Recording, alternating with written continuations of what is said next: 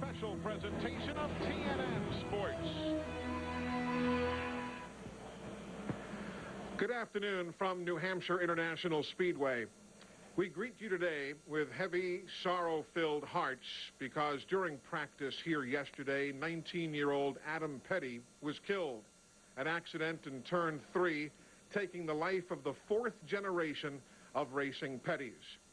Adam Petty first grabbed headlines in this sport when he won his ARCA and Super Speedway debut at the Lowe's Motor Speedway in Charlotte back in October of 1998. Of late, this has been the best of times and the worst of times for the Petty family. The excitement of the family's involvement in the return of Dodge to NASCAR racing. The excitement of seeing Adam Petty move to the NASCAR Winston Cup circuit for the DirecTV 500 at Texas just a few short weeks ago. Then all of that tempered by the passing of the family's patriarch, Lee Petty.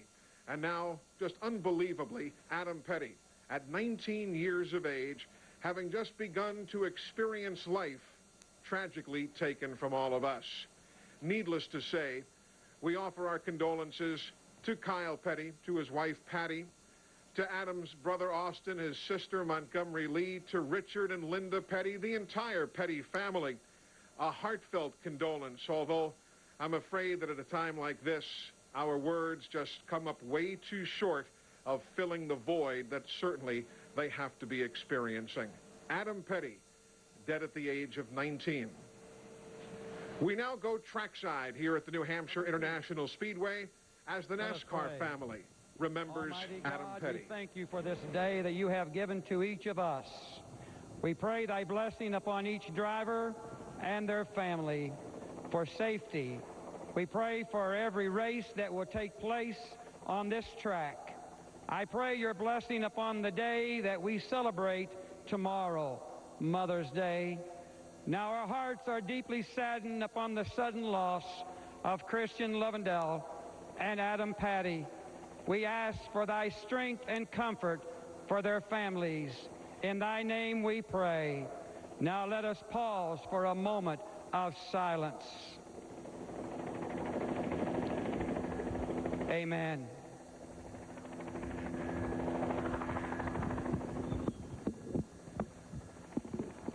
Oh, say, can you see by the dawn's early light what so proudly we hailed at the twilight's last gleaming, whose broad stripes and bright stars through the perilous fight for the ramparts we watched were gallantly streaming in the rocket's red glare, the buff bursting in it gave proof through the night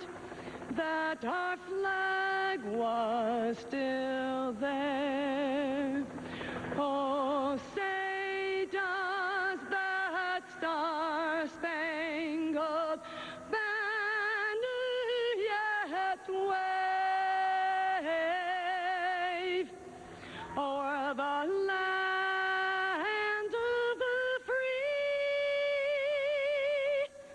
and the home of the brave?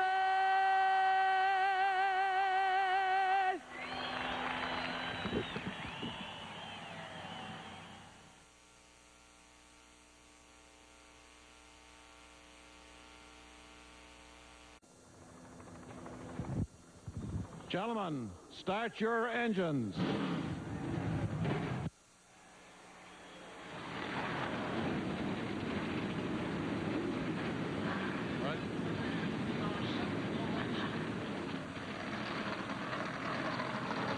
And with that command, we are set to go racing here at the New Hampshire International Speedway. Welcome back, everybody. I'm Eli Gold, joined alongside me by the editor of Speedway Illustrated magazine, Dr. Dick Berggren. What a very different and unfortunate atmosphere here at the racetrack this weekend, Dick. Well, the mood in New Hampshire today is sad and somber. Adam Petty is the son of an admired racing family. He was admired himself.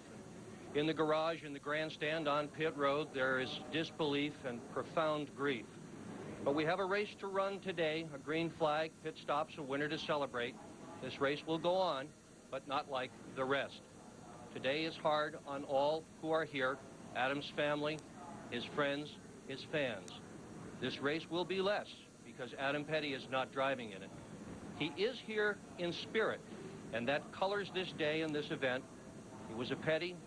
He was so young, so very, very well liked. He really was very well liked. Buddy Baker joins us as well as per usual, Racing Hall of Famer. And I think, as the doctor just said, here was a young man who brought us all so much joy. You know, you're so sad at a time like this, but let's celebrate the time we had with Adam. He was such a young man. He would walk through the garage area. Smiles followed him through there, almost like the sun was shining through the garage area. People felt better. They knew him. They loved him. We'll miss him. Part of our pit coverage team today is NASCAR Winston Cup Series crew chief Larry McReynolds, who regrettably, not that many years ago, had to deal with a situation just like this with the loss of Davey Allison. And Larry, this is something that the whole sport, let alone just one team, has to deal with. Well, Eli, it's been well spoken how much our thoughts and prayers go out to the Petties, to the racing fraternity in general, and even the race fans. But how about Adam Petty's race team? How do they deal with such a tragedy? I certainly speak from my experience with Davey Allison in 1993, and it's probably the hardest thing that a race team would ever have to deal with. They certainly have to have time to grieve. They'll never totally get over this situation, but what they've got to do, they've got to help each other, support each other, and move onward to the future. A lot like Davey Allison, Adam Petty being the racer that he was, he would want them to do that, and that's what he expects them to do. Adam, we're going to miss you, but our thoughts certainly go to Petty Enterprises.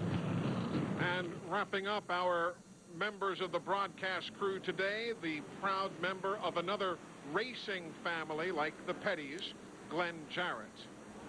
Well, thanks, Eli. I've written a statement here that I'm going to have to read. I don't think that I could get through it without reading it, so please bear with me. None of us can even begin to quantify the loss suffered by the Petty family yesterday here with the tragic death of Adam. He was a very bright, talented, and immensely popular young man. My own family has also grown up around the sport of NASCAR racing, and while we're always aware of the risks, we're never quite ready for the consequences, particularly consequences like these. NASCAR drivers, teams, and their families always have been and forever will be a very close-knit community. This morning throughout the garage area here, there is a very profound sense of loss. One of our own was taken away far too soon.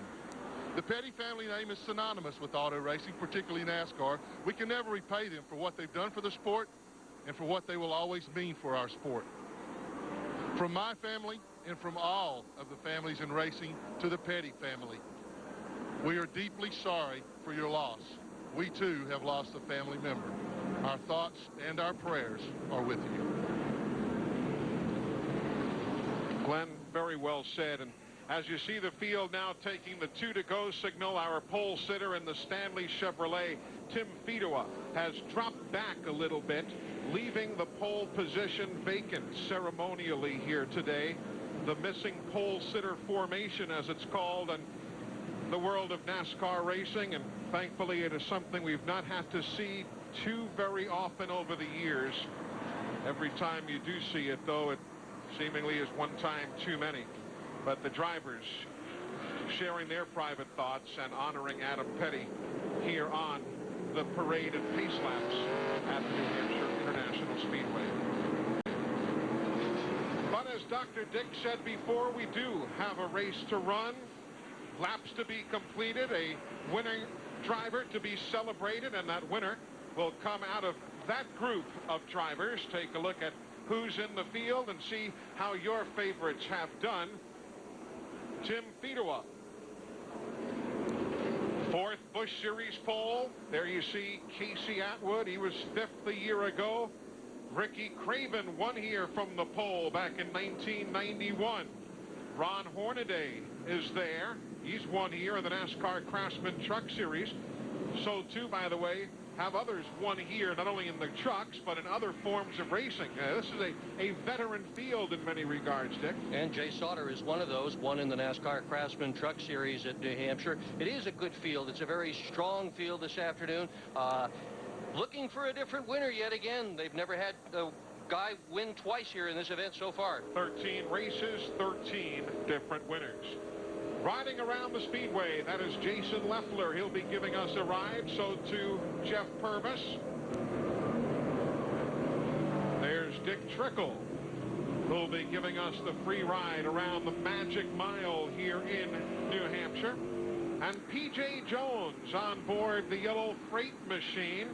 That is the Emerald Performance Group team that also is suffering their own grief. That man, Christian Lovendahl, the team's crew chief, killed in an auto accident on Friday afternoon of a weekend ago. Christian Lovendahl was Mark Martin's nephew, but in addition to that, he was very much a part of everybody's family here in the world of NASCAR racing. And Christian Lovendahl also being remembered as he was in the invocation that you heard a short while ago. And again, on our telecast and in our prayers here today, George Church taking over as the new crew chief for that number 19 machine. Todd Bodine loves coming up here.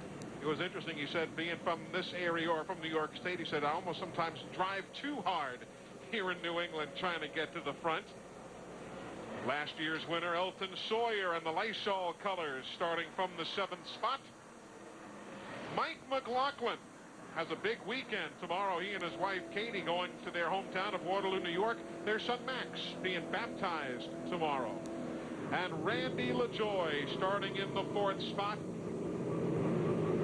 as you get a good look at the basically flat New Hampshire International Speedway. And along with that, you can see them going back and forth there, cleaning the tires, getting ready for the green flag.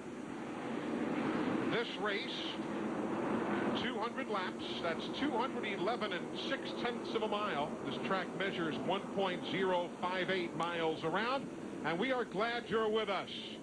With heavy hearts, yes, but as Adam Petty would have wanted it, we're going racing here in New Hampshire.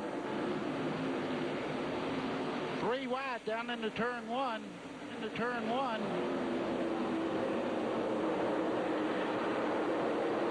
And Trouble, turn 1. There you see problems right off the bat. That's Bobby Hillen has crashed. Several others involved in that incident up in turn 1. There you see the channel lock entry right there.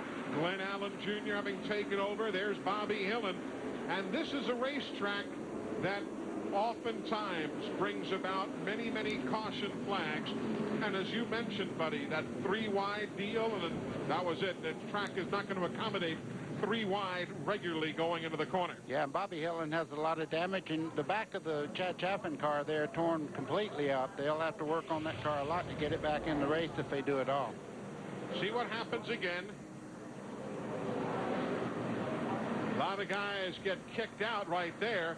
The 55, that white car, that's Michael Rich. Looked like Michael Rich might have got in the back of Hillen just a little bit, getting into turn 1 and turned him a little bit sideways. And when you get up there, there's nowhere to go. There's no groove up on the high side of this racetrack.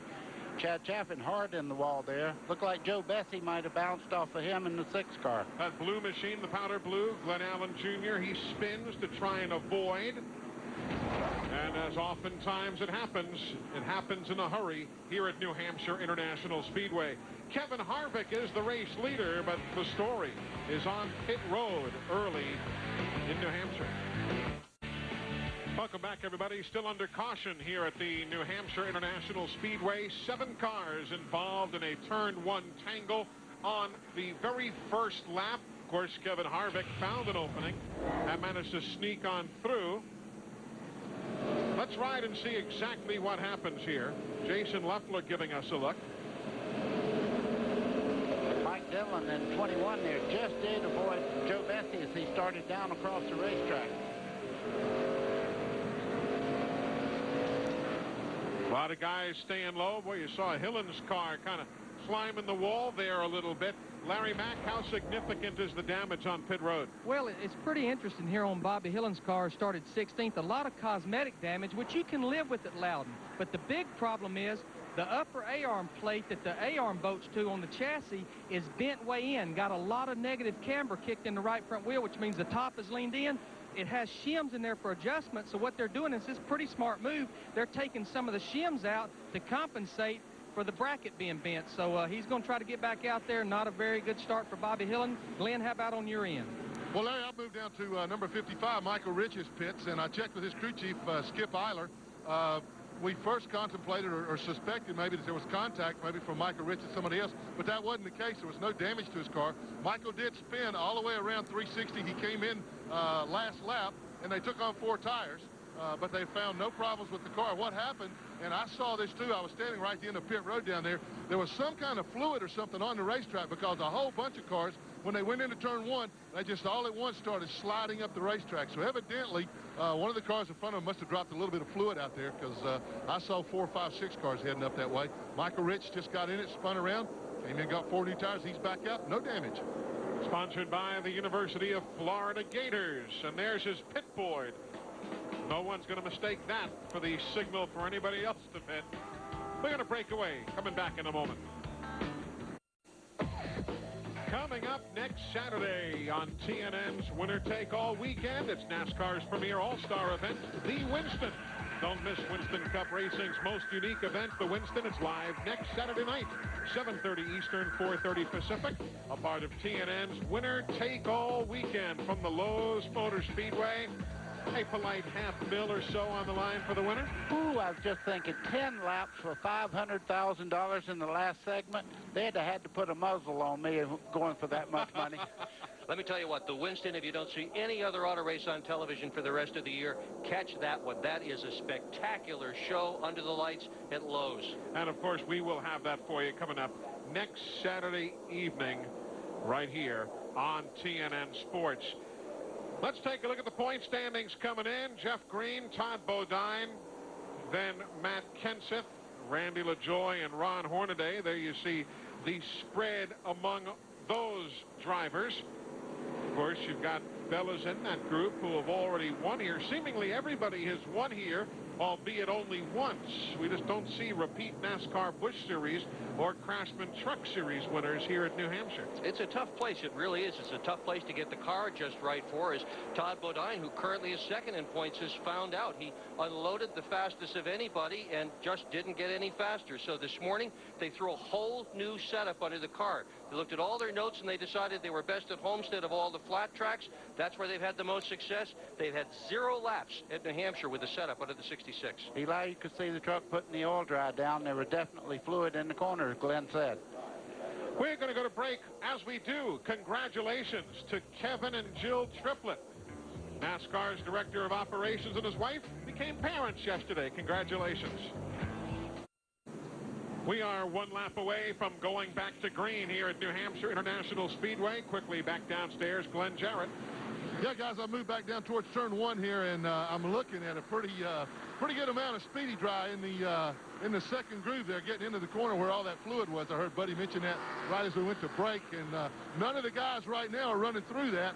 I hope they don't have to, because there's one thing you do not want here at New Hampshire with these flat turns: any speedy dry, anything whatsoever lying in the groove you're trying to choose. So it's going to take them a while before they can get that outside groove to come back in. And of course, the key here in New Hampshire is being the first guy to get back on the gas exiting the turn, because that's so true at many, many racetracks. But if you can get slowed down without using a lot of brake and then still get on the gas quickly, you're going to be awfully tough to beat. Let's ride with Randy LaJoie now as we get set to go back to green here in New Hampshire.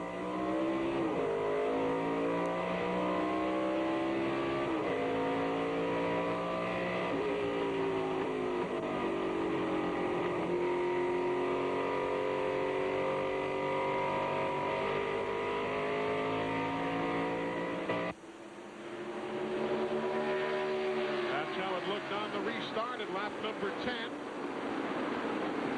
And again, virtually no banking in the corner. That's turn 3 you're looking at as Buckshot Jones moves to the outside. The preferred line is on the bottom. Tim Fedewa takes over second. So Kevin Harvick, Tim Fedewa, Buckshot Jones, Randy LaJoy, Mike McLaughlin next in line. Here goes LaJoy with a quick jump to the inside. On the bottom, Buckshot slipped up just a little bit. LaJoy, wham, right there. And what happens when you get caught on the outside? Look at him railroad him on the inside there. Mike McLaughlin trying to take that spot away on the inside in the 48 car. Nowhere for Buckshot to come down. McLaughlin in that 48 is incredibly good here at New Hampshire. He has won 6 times here at New Hampshire Speedway, and could he use a win right now? In 11 starts, he's got 10 finishes outside the top 10 this year. Been a tough year for him.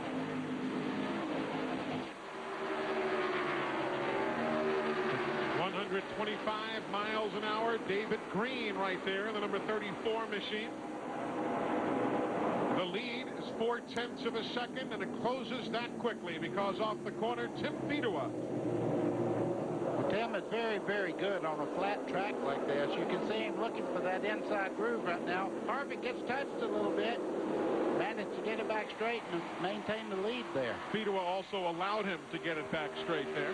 Yeah, he could have taken him if he wanted to. Fedewa with a new crew chief. Billy Nasowitz has moved over. Nasowitz with Richie Evans and virtually all of his his modified wins.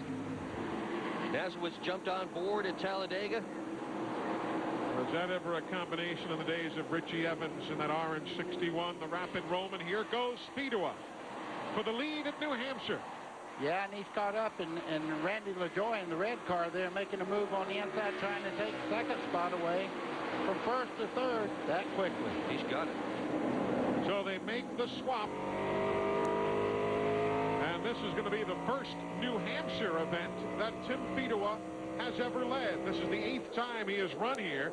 First time he has ever led. Of course, it has particular significance for that team because the Stanley Tools plant, the sponsor of Fedewa's team, they're up in New Britain or down in New Britain, Connecticut, and they've got hundreds of employees on hand at Loudon here today. It's also the first time Fedewa has led all year long. Nasowitz obviously has got that car cooking just right. Fedewa having a good time so far early in the day in the number 36 car from Stanley. Like you said, too, he just likes running on the flat tracks. If you have that kind of a mindset coming into a track like this or Homestead or Phoenix, it really has to help. Glenn, meanwhile, Buckshot Jones is settled in 4th spot. Yeah, Eli, but there's a pack of cars that are coming up on him pretty quick, and I think they're going to catch him and shouldn't have too much problem passing him. Buckshot, we've been listening to the radio transmissions. His car is big time loose right now. He just simply cannot use the accelerator as much as he wants up off the corner. Here's Larry. Glenn, I talked to Winston Cup regular Steve Park this morning, and Steve up here running one of the Busch for national events he runs, and he said, you know, Larry, I was a little happy with my car yesterday, but he said, you know, we don't run for points. We come here to win. I don't think I can win with what I had. He must have went to the school of Larry McReynolds' race morning extravaganzas. He changed 3 springs, 4 shocks, and both sway bars, and he said, I'll either go straight forward or straight back. That is Jeff Purvis, who has problems going into turn 3, running in the 28th spot. He had sparks coming out from behind the car about 2/3 of the way down the back straightaway. Then the car never did turn. Jeff Purvis brings out the second caution. If you notice, the screen's already been lowered in the window to let the workers there in the corner know that he's okay. They drop the screen so that the guys don't run across the racetrack while there's cars coming or anything. He's okay. That's a good sign. But again, this is a problem that began about 2/3 of the way down the back straightaway. I happened to look up, saw smoke and sparks, and then here's what wrapped it up. Okay, something on the right front's broken. He goes almost into that corner head on. Now he hits the wall again. You see no steering whatsoever left on that car. So Jeff Purvis's day comes to a premature finish. Former dirt track star that everybody thought was going to win a lot of Busch Series races. He has won just 2 so far in his career. Remember now, Jeff Purvis has been carrying one of our onboard cameras today, and will hopefully be able to get a good look at exactly what transpired. Let's pick it up as he works into the straightaway.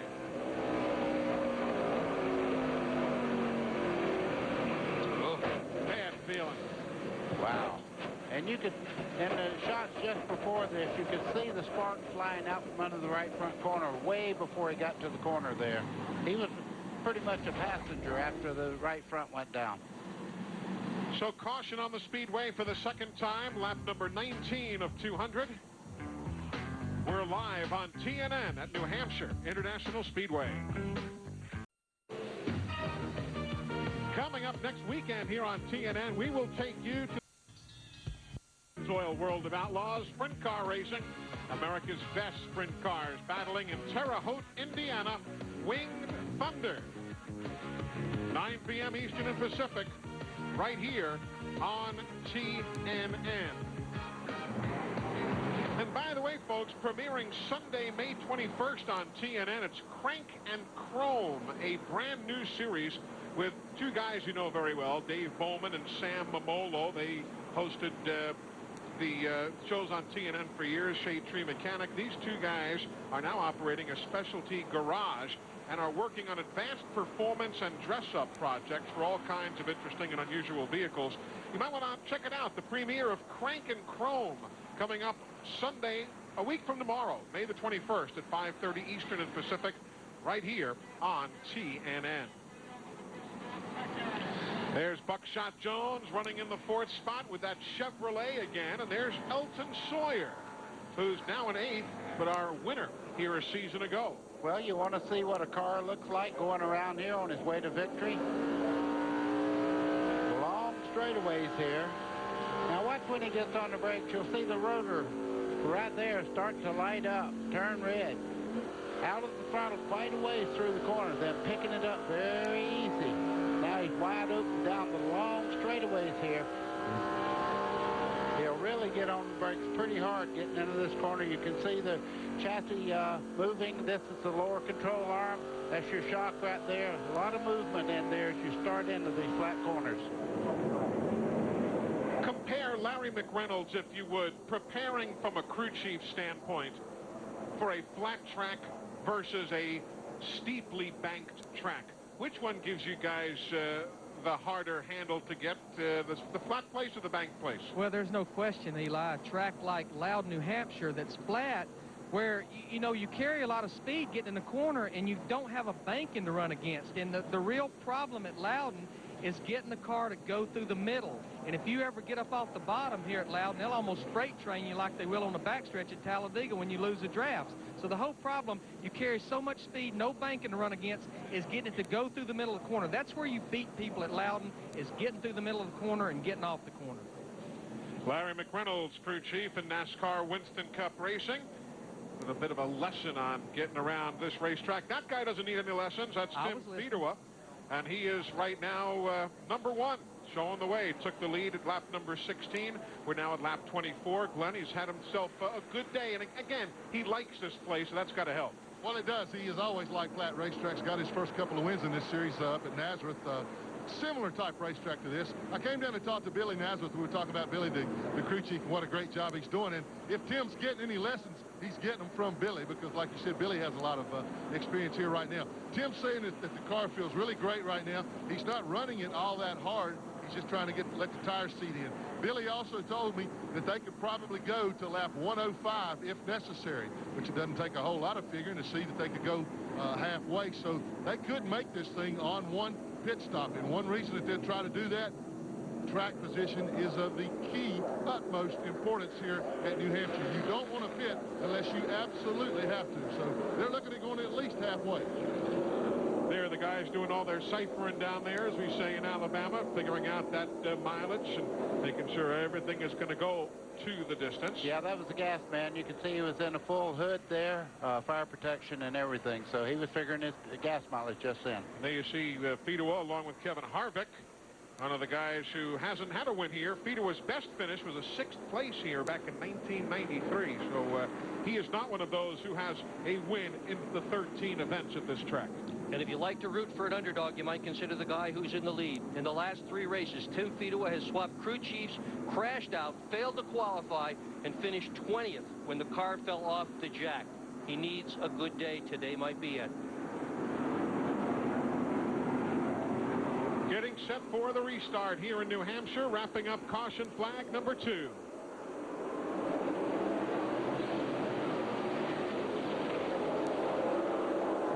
It's Elton Sawyer there on the inside trying to take that spot.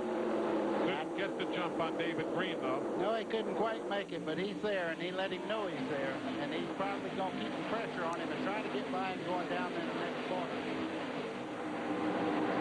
See NASCAR timing and scoring in the upper left-hand corner of your screen. All those Chevrolets. You can see how your favorite driver is doing.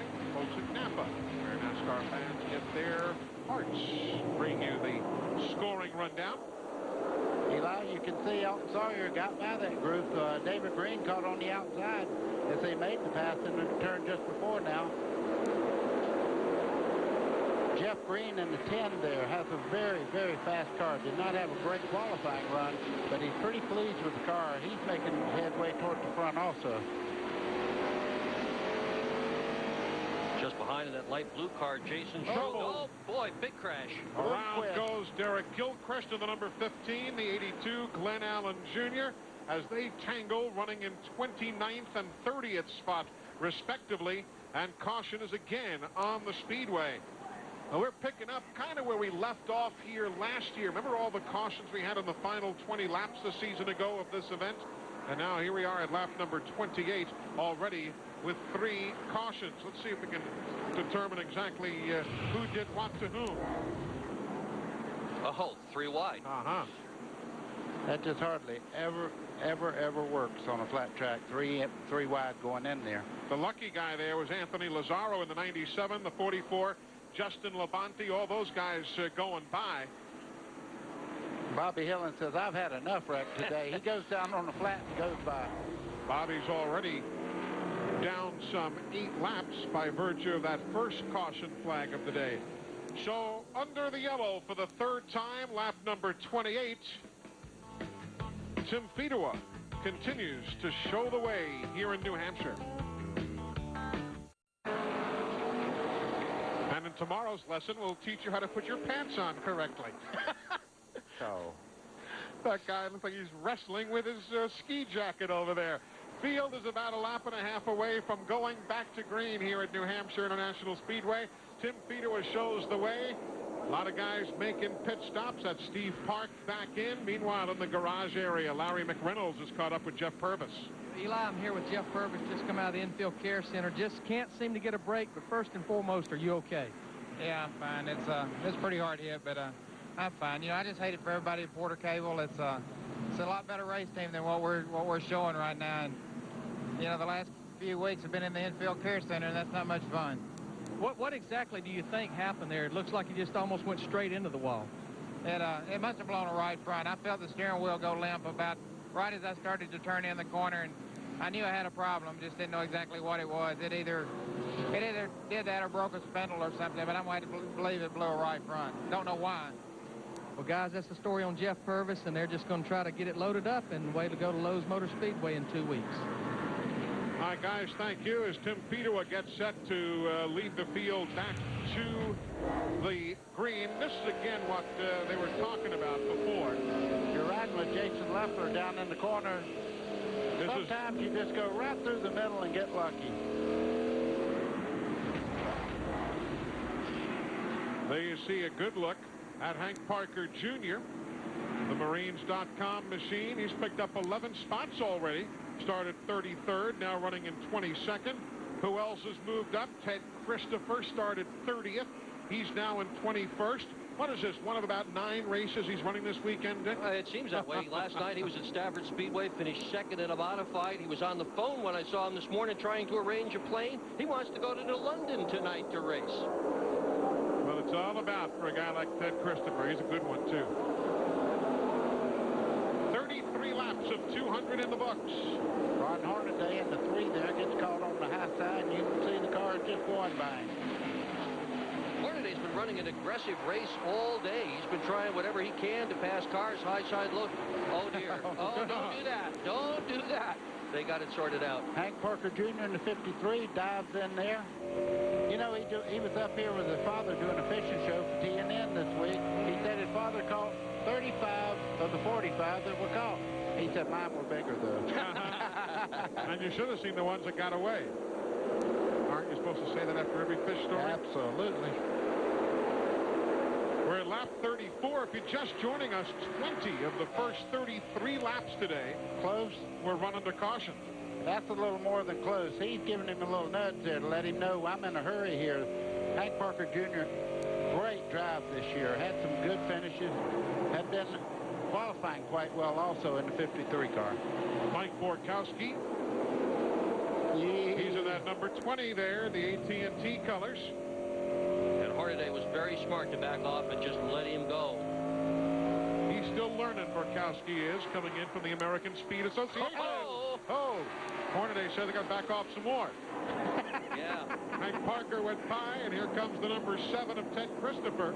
Ted Christopher, we were just talking about him. Very good on this racetrack. Runs modified, Busch North, you name it. He's been here quite a few times, doing the best job he can with that car right now. That's a Michael Waltrip-owned race car. This is a one-off event. He's got this drive just for today.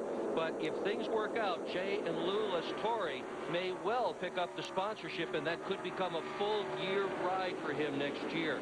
If so, let me tell you what. This kid, Christopher, in the 7, is the best driver in America, not running in the big league. I have to agree with you on that. Just behind them is a big story. Andy Santerre in the 25 car. He also knows this racetrack very well as he starts to make a move on Hornaday. Andy Santerre has 20 starts here.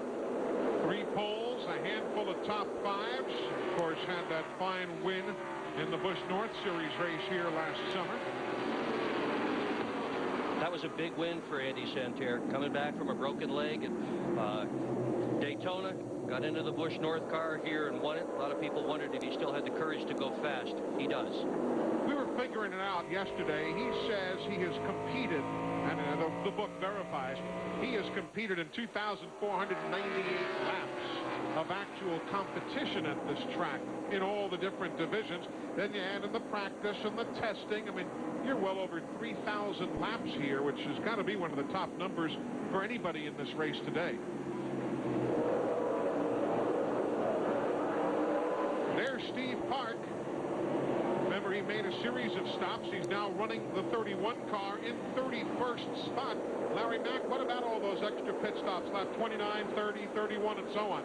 Well, Eli, I talked to his crew and asked him, you know, why did you pit that early in the race? We talked earlier, Glenn elaborated to it, track position, and that's the reason they pitted. The car was a little bit tight.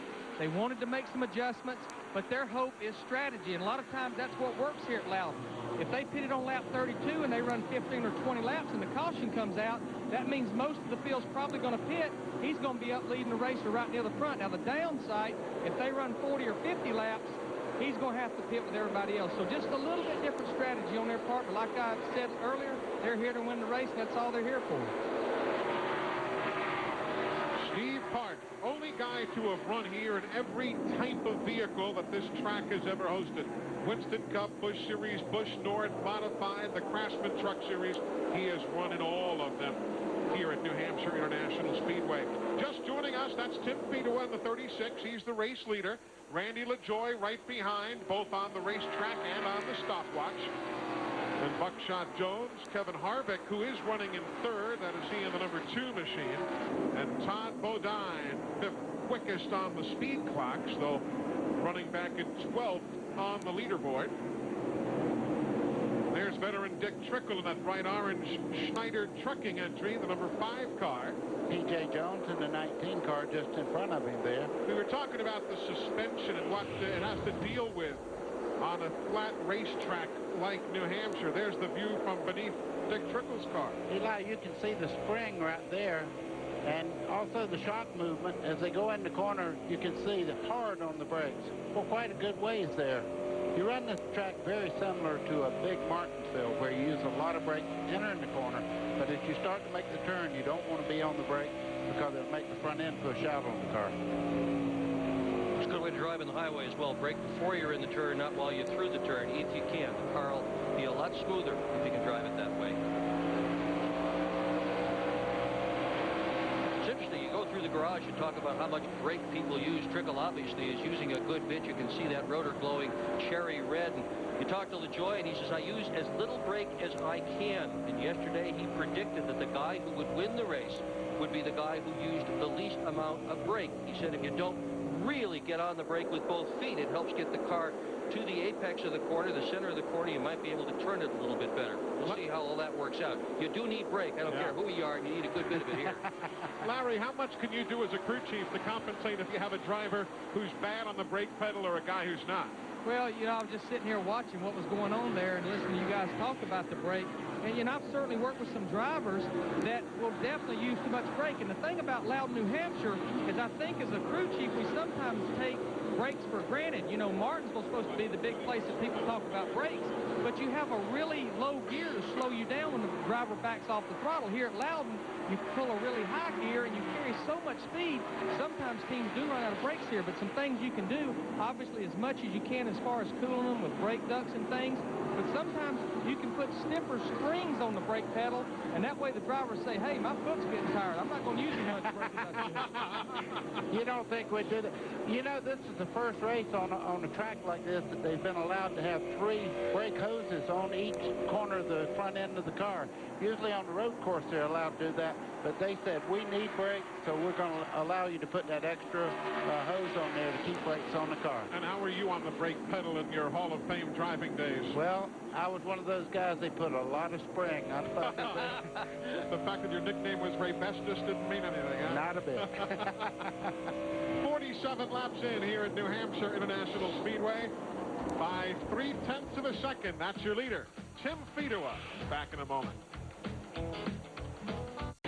And we're back at New Hampshire International Speedway. Tim Fedewa has moved out to a little bit of a lead there over Randy LaJoie. It's still Fedewa, LaJoie, Kevin Harvick, and Buckshot Jones. I told you a little earlier that Buckshot had a loose problem. He has changed his line around the racetrack and started just rolling into the corners a little better. And, man, has he really picked up the speed, guys.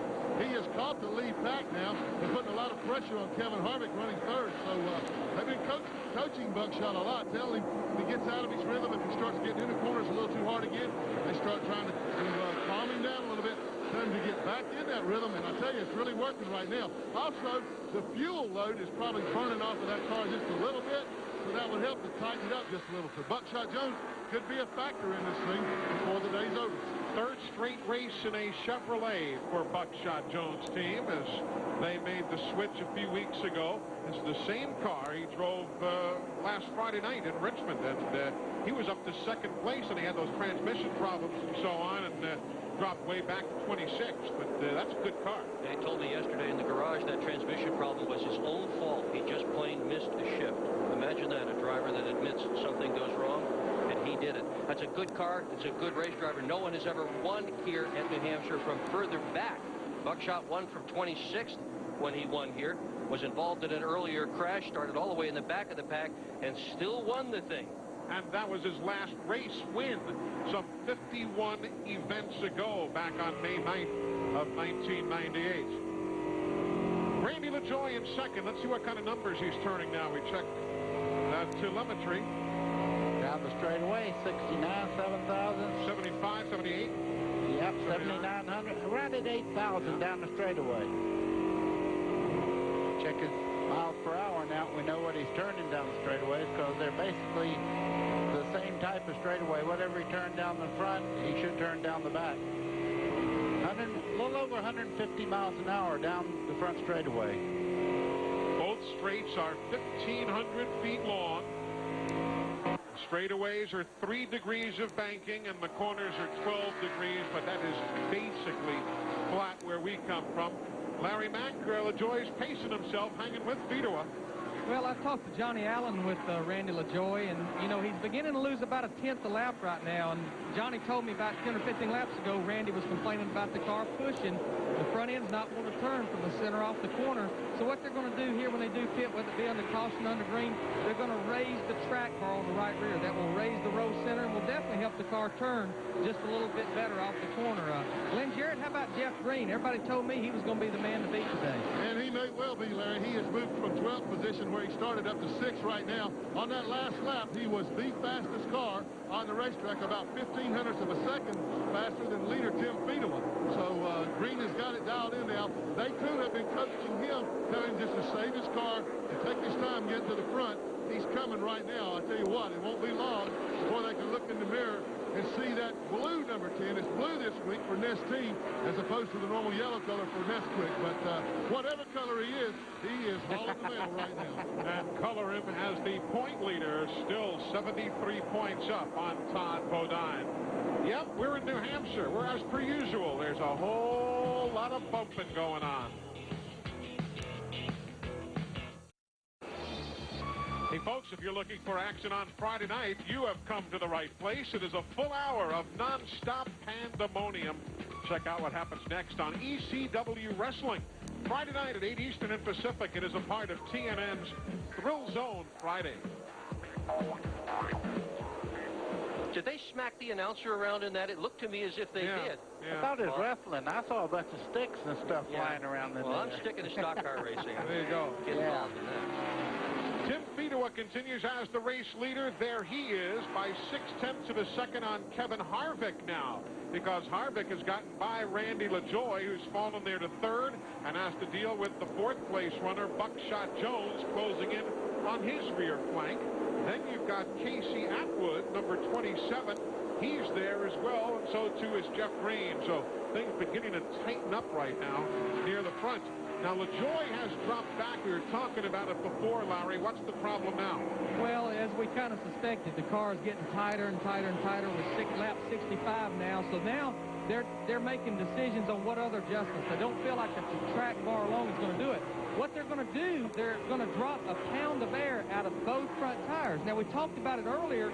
We use a lot of brakes here at Loudon, and a lot of brake heat, it increases the air pressure buildup. So what they're going to do, they're going to drop the front air pressure a little bit, because the more pressure those front tires build up, the more the spring rate grows, and that just makes the car push even worse. There you see the numbers on the last time by. As LaJoy is now in 30. No, he's starting to creep up now is Todd Bodine. We have not talked that much about the number 66 machine, but all of a sudden, while these guys here have been battling for position, Todd has very, very quickly closed in to within shouting distance. Watch as we pan back, and you'll go through the top 10 and find Todd Bodine and the number 66 machine. So he finds himself very much in the hunt right now as we ride with him through turns 3 and 4. Todd's having a really good year this year. Top 10 in points. Or, I'm sorry. 10th, finishing the top 10. We'll get it out eventually. Really will. Virtually every start finishing in the top 10 this year. That's put him 2nd in points, but been a long time since he's won. 58 races since Todd Bodine has won. We talked about that yesterday, and he said, I don't understand how I can finish so well week after week and still not win one of these things. Well, you know, I was talking to him about the same thing.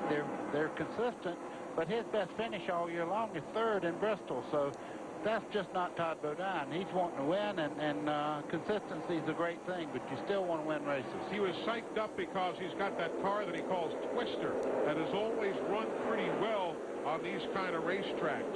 Had a 4th place finish at Memphis last year, did well at Indianapolis, where he finished 2nd. He ran a strong top 10 at Phoenix last year with Twister on that flat track there. So he was kind of excited about the prospects today. Well, he's right on the back running. Just looking at the 27 now, Casey Atwood. He's also a specialist on these short, flat tracks.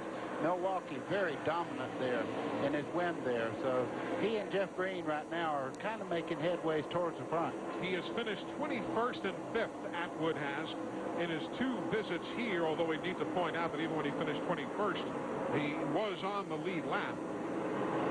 That's a great car Jeff Green has. It's the same car he ran here last year to win the pole. Led 152 laps.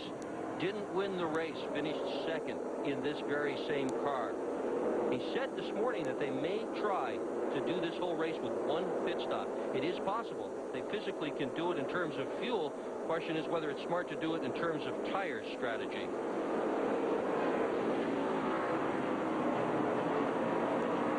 Those 2 fellas right there Atwood and Green, 2 4/10 seconds behind the race leader, Tim Fedewa. You're just joining us. Kevin Harvick led the first 15 laps. Tim Fedewa took over at lap number 16. He's not been touched since. The 98 there, right of your screen, that is Elton Sawyer, last year's winner, running in the 9th spot. And he has Todd Bodine sizing him up from the onboard camera right behind. Let's get an update. We've not talked much about Elton Sawyer today. Let's go to pit road. Eli, Buddy Dick, talked to Elton Sawyer, who's running in 9th right now. He started 7th, and as you said, he is this race defending champion. I noticed in the practice sheet from the last practice yesterday, only 42 cars had practice. That means one was missing. And it come out to be Elton Sawyer in the Lysol car. And I went and talked to Elton this morning. I said, Elton, how come you didn't run happy hour? And he's looked at me and said, Larry, my heart just wasn't in it. I didn't want to be here. We made a few adjustments this morning based on last year's race. I just wanted to get out of here and go to the motel yesterday. Understandable. Elton Sawyer finished 34th last Friday night in Richmond, but he really had a very quick car. If you caught any of that race, he started in 7th and got caught up in that big accident just past halfway, the one with Tony Raines and Kevin Grubb and Jay Sauter and Anthony Lazzaro, and it dropped him to 34th. But he'll be a factor today, but right now everybody chasing Tim Fedewa. Welcome back, everybody. There you see some good scrambling in traffic on the left of your screen. Number 2, Kevin Harvick. He is in 2nd place. Then you've got cars that have been lapped. Jason Jarrett in the 11, 44, Justin Labonte. Then there's Randy LaJoy in the 1, the 00 of Buckshot Jones. That blue number 10 of Jeff Green, and the green and white 27 of Casey Atwood. Interesting view here from Elton Sawyer in 9th, back to 10th place, Todd Bodine. Todd Bodine's car is not sticking to the bottom of the racetrack like he wants it to, so he uses the apron to help himself turn, and then he goes up in the center part of the corner. That's push. Now watch him. Well, as I say that, what's he do? He stays right out there. Well, let's see if he does it at the other end of the race. How does the apron, the flat apron of a flat racetrack, help you turn? Well, it kind of kicks the car around. You can see right there, he's very good getting in on the apron part. That gives him a good run. Now he'll turn back down because the car is not sticking. Plus, he had to deal with the 15 of Derek Gilchrist, who had that inside groove.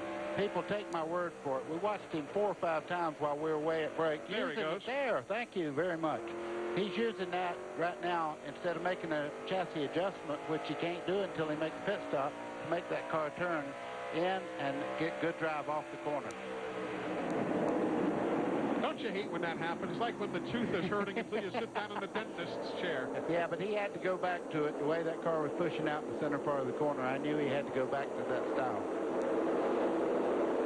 Look at that. LaJoy and Buckshot have won here, but the other guys in the hunt today never have won here at New Hampshire. We're talking way back when. Guys like Tommy Ellis won a race here, Rick Mast, Kenny Wallace, Ricky Craven, Jeff Burton won a Busch Series race here, Joe Nemechek, Robert Presley, Derek Cope won here, Chad Little, LaJoy, McLaughlin, Buckshot Jones, Elton Sawyer. We have not had, it's like that second race at Talladega for so many years when the Winston Cup teams went back and we had that great stretch without a repeat winner. You know what I'm curious about, though, guys, is Ricky Craven.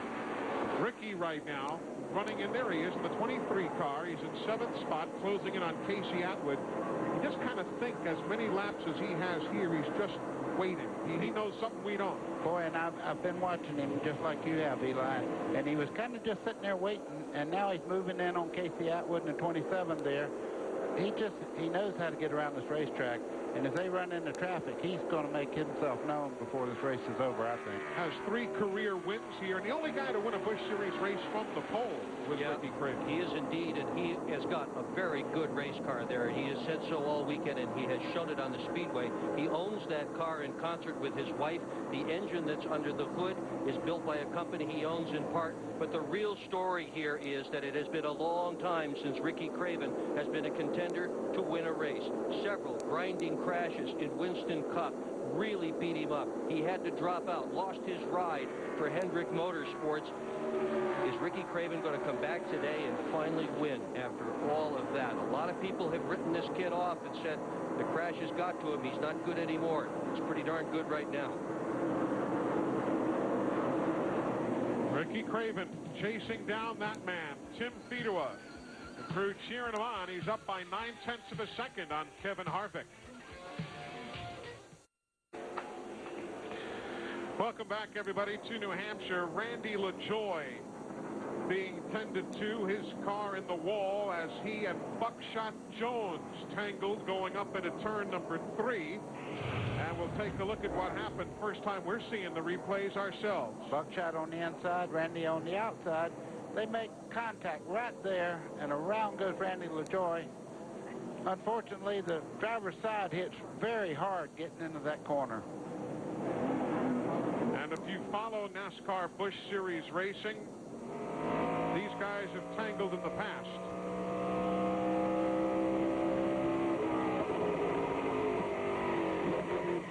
And they tangle again.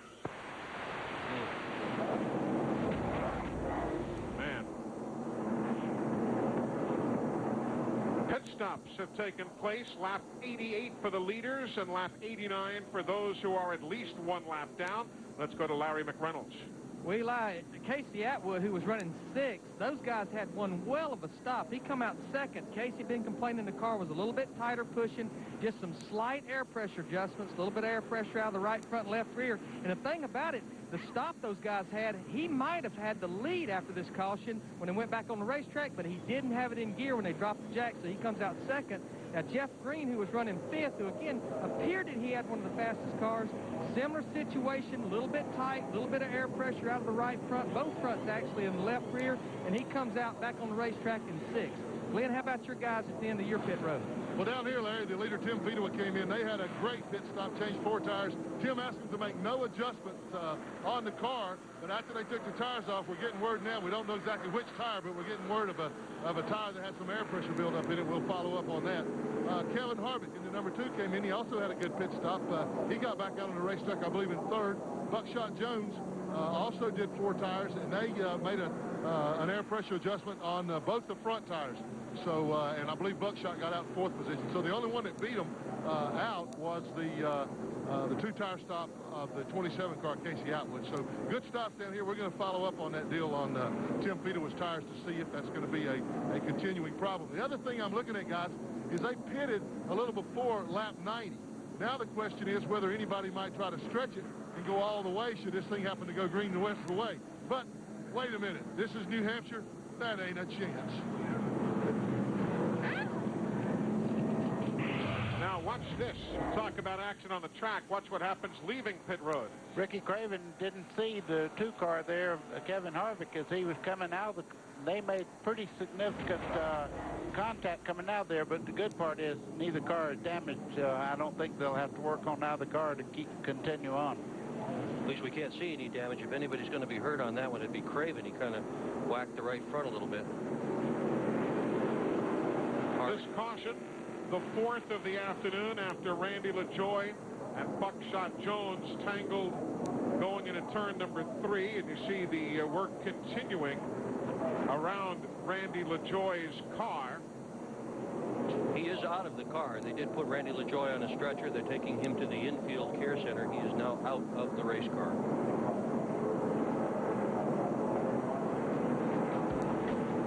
Working the 4th caution of the afternoon. We continue on TNN Sports after this. Folks, coming up next Sunday on TNN's Winner Take All Weekend, the ASA AC Delco Series going to the famed 5/8 mile track, Nashville Speedway, USA. And you know, over the years, you've seen races from there. That's a track that's always supplied everybody with tons of action. Want to check out the BF Goodrich 300 next Sunday at 3 Eastern and Pacific on TNN's Winner Take All Weekend. We are live here at New Hampshire International Speedway. Eli Gold, Buddy Baker, Dr. Dick Bergman, Larry McReynolds, Glenn Jarrett, the whole crew. Glad you are with us on this Mother's Day weekend of the year 2000. Tim Fedewa. Pit stops, had the lead, still has the lead, Glenn. Yeah, Eli, and I said I would follow up on that tire situation. The tire, the air pressure wasn't building up. What we heard them, or that's what we thought we heard them say. What they actually said was that the left front tire was graining up. We thought it was gaining. air pressure, but it was graining up a little bit. All the other tires look okay. They don't think that's a problem. You get that sometimes on a very flat track here because the left front tire doesn't adhere to the racetrack quite as much as the other tires do, so that's not something that they're concerned about. Just as a side note, we were talking about the 00 and the 10 altercation down there, or the 1, excuse me, of Randy LaJoie. Jeff Green was right behind him, and he just came across the radio and said to his guys that he thought it was probably as much one's fault as the other, that getting into the turn, that Buckshot had a fender up under Randy, and that they came together there. So he didn't say that it was one's fault or the other. He said it could be blamed either way.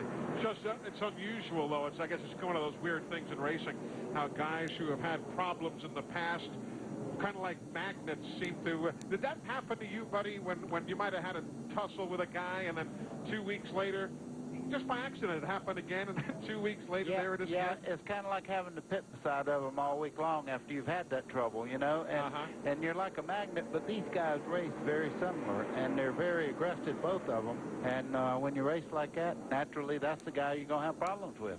And they really don't like each other either, and that contributes to it as well.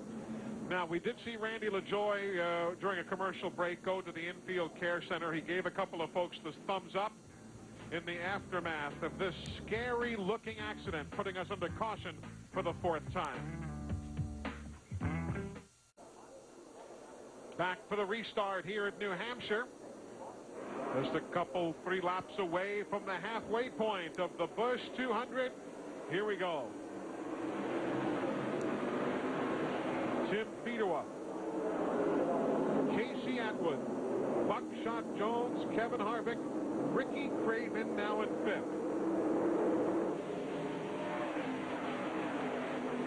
Just before that restart, Fedewa heard on the radio from his crew, remember, there is rain in the area. They don't want him to take it easy at all. He's got a real good shot to win it. Led it from the beginning.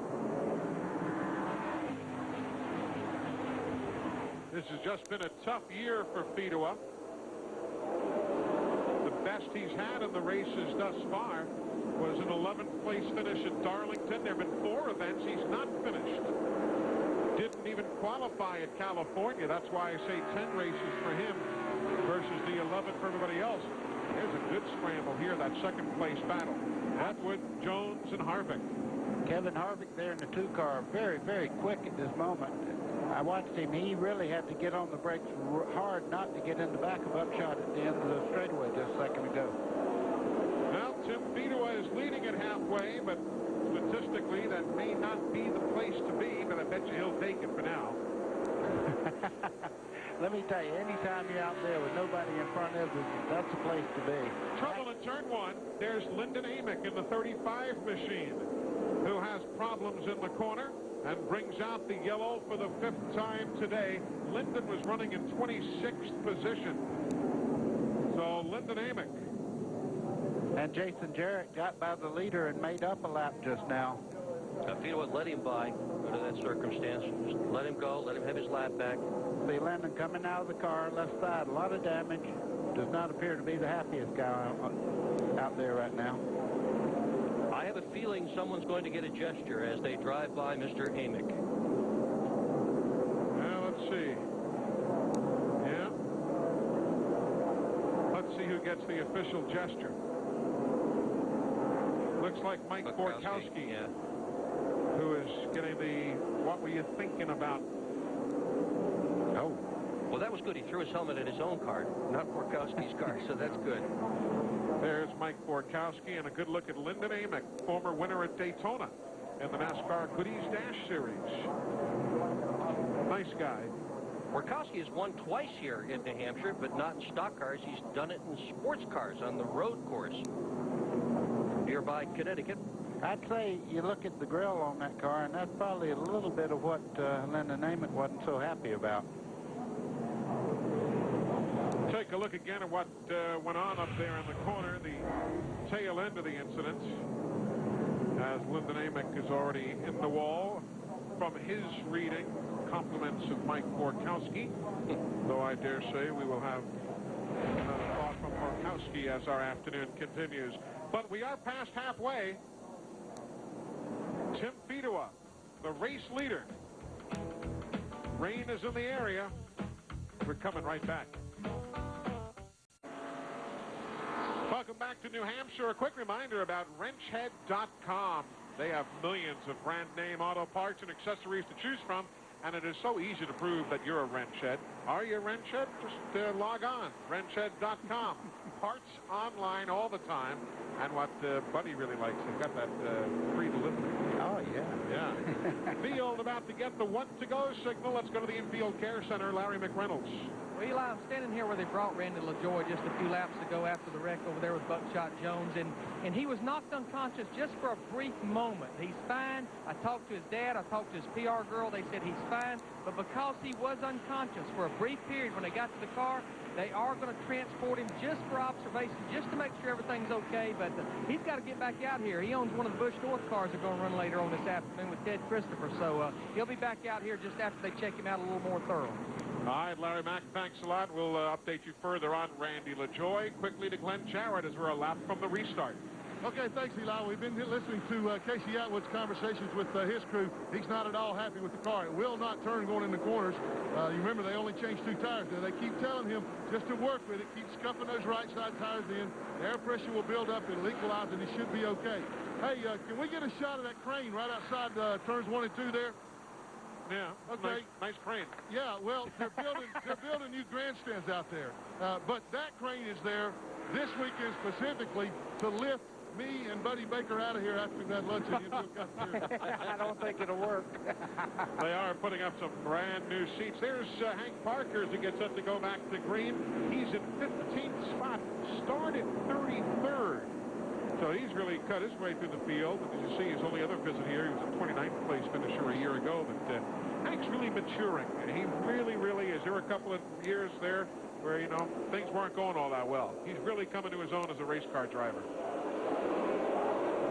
107 of 200 as we're back to work here at New Hampshire. Casey Atwood caught on the outside there. That's not going to help that situation. As you can see right there, 3 wide as they come off turn 2. Yeah, Buckshot got him for second spot. When you don't change left sides and everybody else takes on 4, that's like having one good half of a shoe. You know what I'm saying? It just don't work most of the time on these racetracks where you need that fresh rubber to really get around the racetrack. Jason Luffler in that number 18 car, going to run the Indianapolis 500 for Treadway Motorsports. A terrific ride, a car good enough to win the race, but he has put his Busch Series career ahead of that. He's going to miss 2 of the practice sessions at Indy just to be sure he runs every Busch race, and boy, is it getting dicey out there now. That's Ricky Craven in the 23. The 2 is Kevin Harvick. This is for 4th place. Yeah, they're exchanging a little bit of... Oh, hang on! More than a little bit. What a job Harvick did to not crash that car. That thing was gone, and he somehow saved it. Jeff Green and all these guys right now are taking advantage. Harvick is not back up to speed right now, losing position after position. Tons of guys going by. Tony Raines in the 33 just got by. Anthony Lazzaro going way wide there in the McDonald's number 97. He'll just have to wait till he gets on the back straightaway because there's so much debris on the top side of the racetrack, he dare not touch the throttle. Yeah, get the tires cleaned off. Look at him shaking the tires clean because he was way out of the groove, Lazzaro was. This is going to be good here. Jeff Green, he's in that blue number 10, 5th on the racetrack. The leader in points, you've got Craven just ahead. Mike McLaughlin closing in from the rear flank there. Watch this again. Live action's in the upper left, but watch the replay there of Harvick and Craven. Now that looked pretty bad right there on Ricky Craven's behalf, but I noticed the front end of that car, it broke loose. He had the wheel turned to the left, and it actually pushed the nose over into there, and he got into Harvick. He did not mean to do that. Ricky Craven driving as hard as he possibly can, desperately wants a win. Said this morning he thought today was his day. He's definitely got a car that's capable. Get down to 95 miles an hour in the corners. Up to 147 on the straightaways for Jeff Green. Jeff Green right on the bottom of the racetrack, so it's just in front of him, Rick Craven in the 23. And just behind him, a guy that's very, very content. The 48 car there, Mike McLaughlin.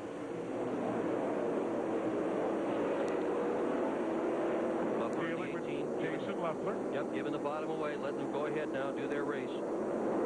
Talking about his IndyCar deal. The sponsor is Roger Penske's United Auto. Left rear is gone now for Harvick. Oh, he had a shot to win this thing. He is all the way back now to 23rd place.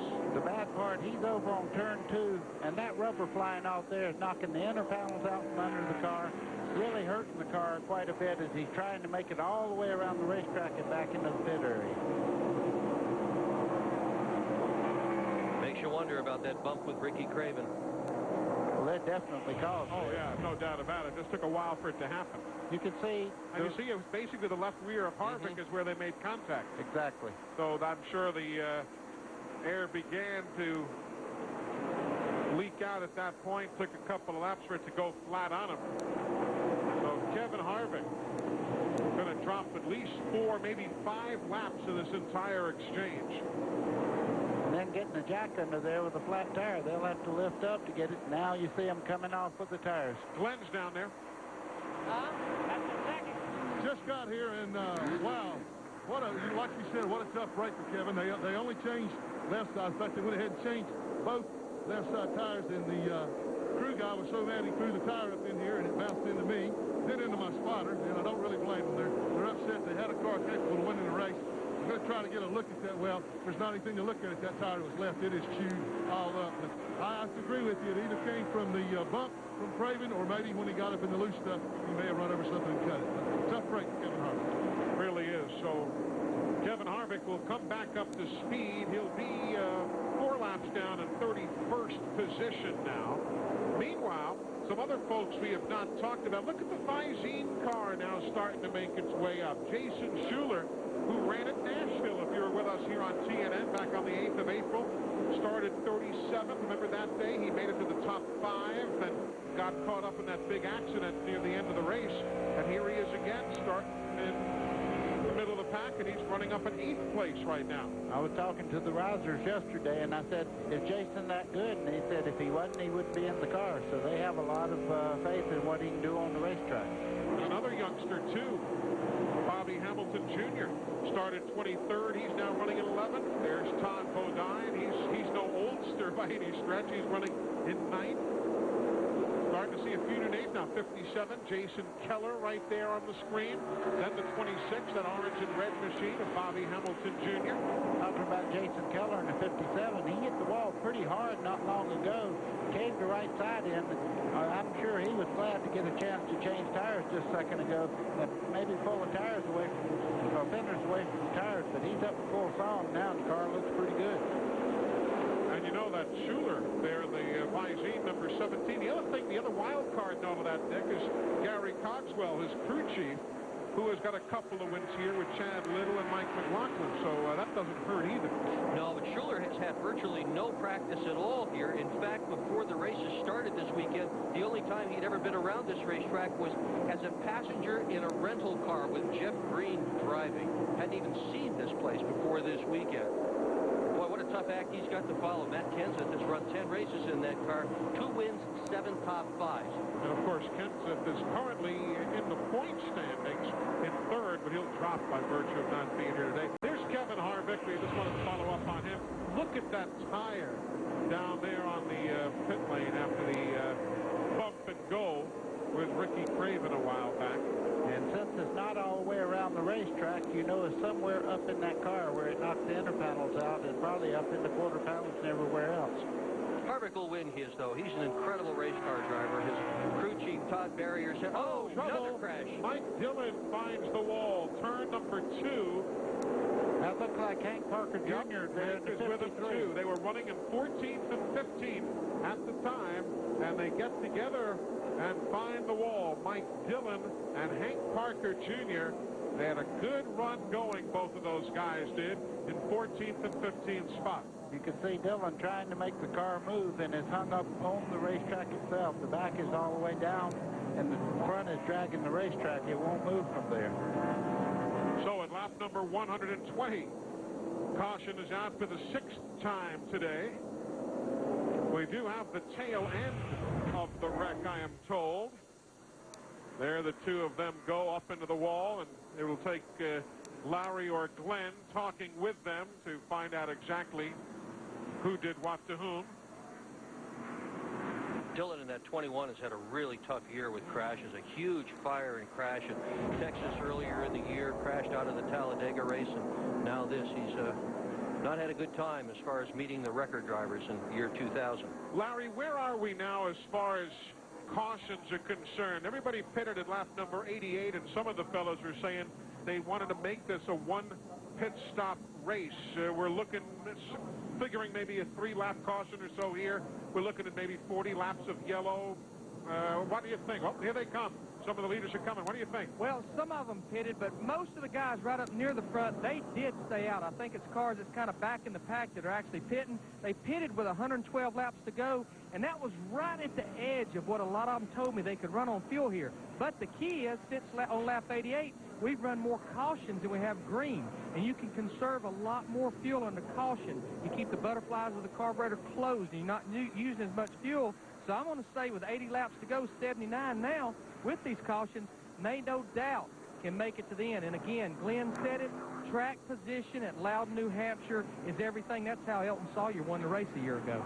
Indeed, that was the case, as you see the Mike Dillon machine being pushed onto the flatbed. The Stanley folks are here, not far from their plant in New Britain, Connecticut. Their guy's number 1. Hey, folks, Popular Hot Rodding, your favorite performance magazine, is now on TNN. Hosts Cameron Evans and NHRA funny car driver Dean Scusa will dial you in on all of the latest performance trends and some killer feature cars. Don't miss Popular Hot Rodding each Sunday in May at 2:30 p.m. Eastern and Pacific, right here on TNN.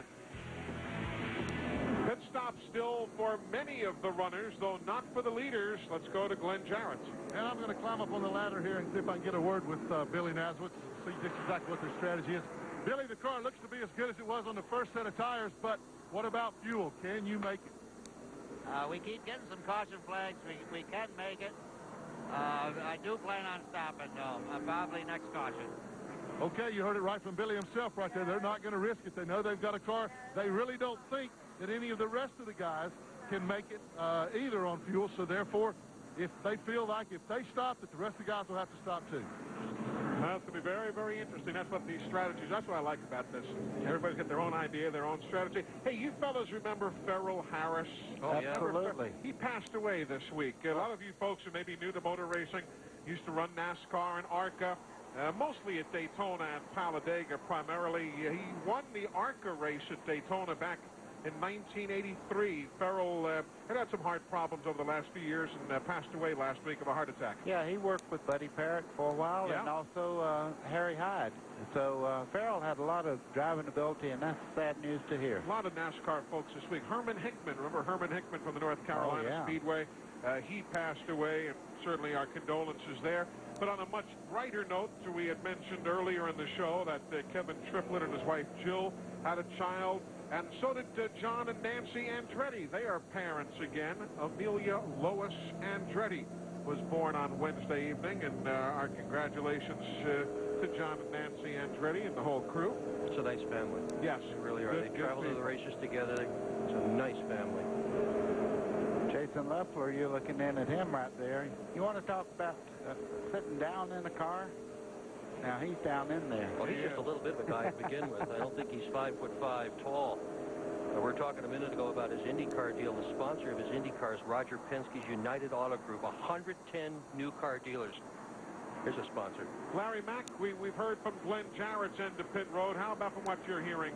Fuel, who can go, who can't? What do you think? Well, it's right there on the edge, Eli. I talked to Casey Atwood's crew. He said if we could get about 3 or 4 more caution laps, I think we can make it. I said, if you get them, are you thinking about pitting? He said, absolutely not. Now, on the other hand, I talked to Harold Holley with Jeff Green, and they was in a big huddle. It took me a minute to get in there, and he said, Larry, what would you do? I said, hey, that's the reason I like my Saturday job. You just tell me what you're going to do, and I'll talk about it. But I think they are thinking if they can get some cautions. I said, Harold, the only thing I'm going to inject, track position. Every position you lose with lap traffic, it's like losing 2 positions, and it's hard to get back to the front. Riding with Jason Leffler on the restart. Lap 127 of 200. Ricky Craven there in the 23, making a little contact there with the lap cars as he's trying to get by on the outside. NASCAR timing and scoring brought to you by Napa, where NASCAR fans get their parts. You see exactly where everybody's running, including that battle between Craven and Green, fourth and fifth. Whoa, Caution. Oh, Jason Jarrett. Oh, Jason Jarrett really shortens up the car in 21st spot. That did say Rayovac. Now it just says Ray. That's how badly he's shortened up the race car. He is, as you see, moving around, so he's just fine. But caution 7, lap 127. Now remember, Gary Cogswell said he was going to pit at the next caution. And for Glenn down in the pits, when the net is down and Jason looks to be moving around in the cockpit. But caution for the 7th time today. Take a look at it again, see what happens. Don't know if he had contact with Borkowski. He was to the outside of him. Man, that was a wicked hit. Thank goodness for the fuel cell that they have now. It's a rubber bladder tank instead of the old metal tank that we used to have. That would have been a serious fire just a few years back.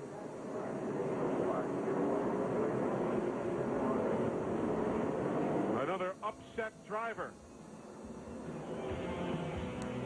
Closing in on pit stops again here in New Hampshire. The remains of the Rayovac Batteries Pontiac being taken back to the garage area. The onboard camera look shows us exactly what transpired. Mike Borkowski was there with Jason Jarrett as we look from P.J. Jones' car, and there Borkowski just shoves Jarrett out of the way. Same fellow who was involved at the other end of the racetrack with Lyndon Amick, and here you see Jason first throwing one item, and then well, that's later on. That's one heel heat deflector, and now he's going to throw the other one at him. A left-hander. And Borkowski, the receiving end there. There's Mike Borkowski, who continues on the racetrack, now running in the 8th spot. Downstairs, Glenn Jarrett, pit stop report. Well, Tim Fedewa, as Billy Nasleth told us, he did come into the pits. He got 4 tires and fuel, so he's set to go. He lost a good bit of track position. The 98 car of Elton Sawyer came in. He got fuel only. He beat the 36 out. Now, the 00, we thought that he would come in with the leader, Tim Fedewa. He did not. I asked Sandy Little here, the crew chief, what if he can make it on fuel. Sandy held up that. He said he's got his fingers crossed. They hope that they can. They did not want to give up that track position that we've talked about. Larry? Jeff Green, he come in and took 2 tires, and I definitely think if you was going to pit and get fuel enough to make it to the end, definitely all you needed to do was 2 tires. Now, he has went back to 13th position. Now, the situation that's created here with about 25 cars on the lead lap, with about 68 laps to go, the guys that stayed out, Buckshot, Casey Atwood, Mike McLaughlin, they have committed to running this race on the tires and fuel they've got. They can't afford, with 25 cars on the lead lap, as I said, to pit later on in this race. It'll give up too much track position with too little race to go. We're lap 132 of 200. Getting real interesting. They're flying in from out of town to see the finish of this. We're back in a moment.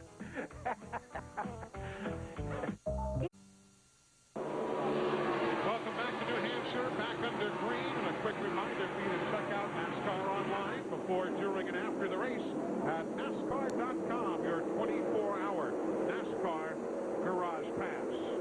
Eli Gold, Dick Berggren, Buddy Baker, Glenn Jarrett, Larry McReynolds. Glad you're with us here in New Hampshire. Buckshot Jones is the race leader. You'll see exactly who's where on that Napa Field update, brought to you by Napa, where NASCAR fans get their parts. And Buckshot's radio is telling him, waste no time, get by that number 2 car. Good job, they just said, as he did it. They are worried about the 27 and how fast he is. Well, they better worry about that 48 car of McLaughlin there, too, because he is really on the move. And just behind him, Steve Park in the 31 car is picking them up and putting them down. Hank Parker in the 53. Good scramble for 10th and 11th. P.J. Jones with a fine run in that number 19 yellow freight car. Hank Parker was inside. Elton Sawyer in that 98 Lysol car right behind. BJ needed a good run here. He's had 2 DNQs, 2 DNFs in that car. NASCAR crew chief killed in a car crash last week. What a horrible time they have had. But if they can overcome, this is a good team. A lot of solid people on this organization, and PJ is a terrific race car driver. Talk about another proud racing family. Marnelli Jones, Paige Jones, PJ Jones. Boy, Tim Speedway in the 36 right now is having a time trying to get up through traffic. He is getting boxed in almost every corner. He's in 12th right now. And a little bit loose as he got back in the throttle there coming off the corner. Ricky Craven, big time contact. Wow.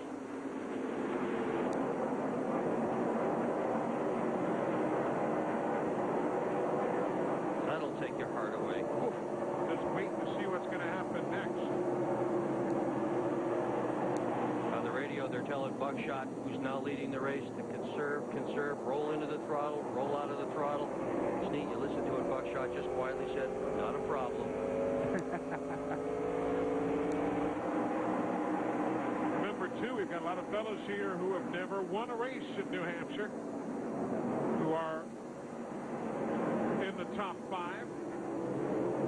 He knows acquitting himself so very well. Here's Tony Raines.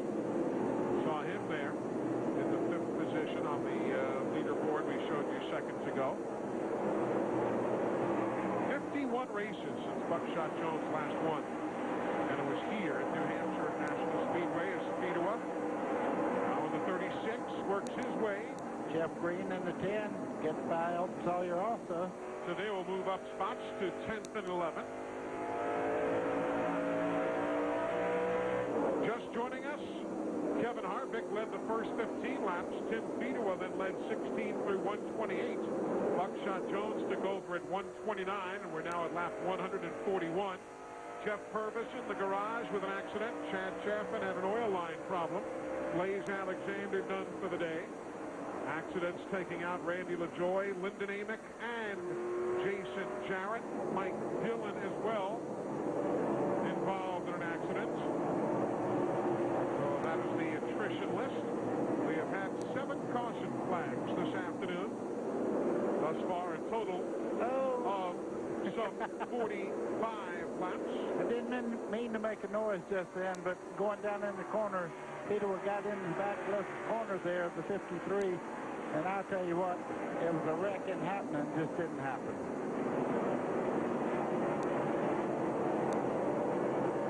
So, not a surprise for Santerre and Steve Park. They know this racetrack, their home track. Larry Mack, problems up there. Everybody sees it. That was Borkowski again. And Justin Labonte also in the 44 made contact there. Justin's still not up to full song. Borkowski now on the outside, 3 wide in the corner. Whoa. He'll remember this day. I was about to toss it to you, Larry Mack, and talk about Steve Park. We're going to watch these 3 wide battles, but Park may be one of the quickest cars on the track now. Well, I talked to his crew chief, and boy, the joys and leisure of running a limited schedule. I went up to him, I said, okay, can you make it to the end? He kind of put his hand in his pocket, smiled, said, I don't know, maybe, but I can tell you one thing, we ain't going to pit.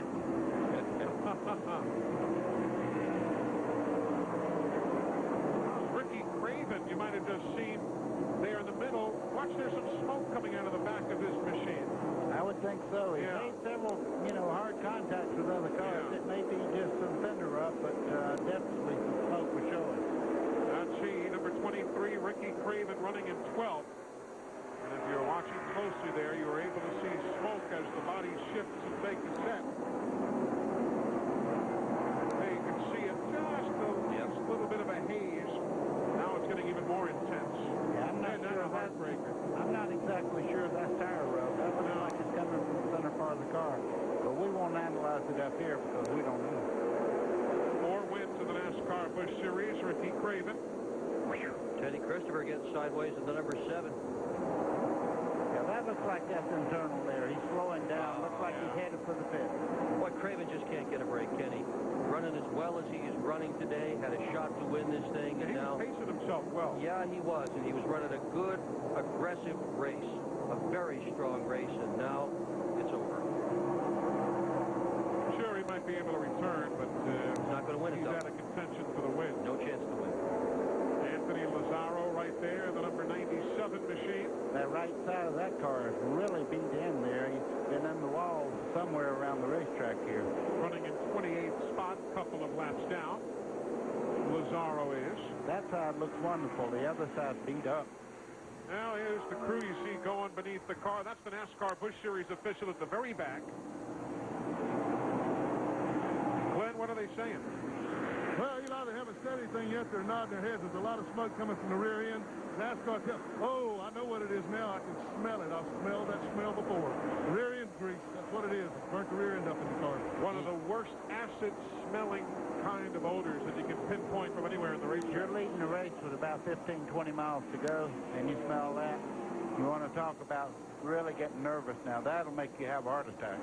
Here comes Steve Park in that 31 car looking for McLaughlin's spot. McLaughlin running in 3rd position right now. This is the same car that Park ran so well with at Richmond last weekend. Finished 11th with it. Car owner Ted Barr said he threw the race away with bad pit strategy. Well, he's making up for it right now in good driving because the car has some damage to the right front corner. You can see as he turns into turn 1 there, doing a great job of keeping the car in contention all day long, and now he may be a race contender to win here. You know, Park still holds the race record here for modifieds. 115 miles an hour. That's a race record. That's not a qualifying record on this flat mile.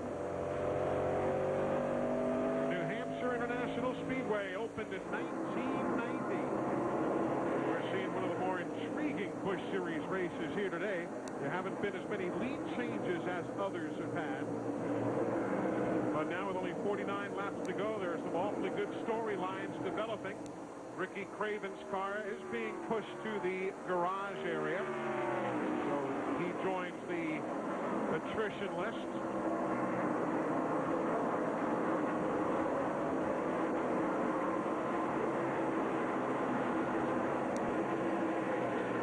You know, between those two guys, you've got 11 wins here in the Hampshire Speedway. McLaughlin in the 48 has won 6 times. Only one guy, Mike Stefanik, has won more than that. Park with 5 wins, 4 in the modifieds, 1 in the Busch North cars. McLaughlin's one of the, he is the guy who has won 2 races here on a single day back in the first year of this track in September of 90. He won the Busch North Series race and the Federite Modified Tour Series race.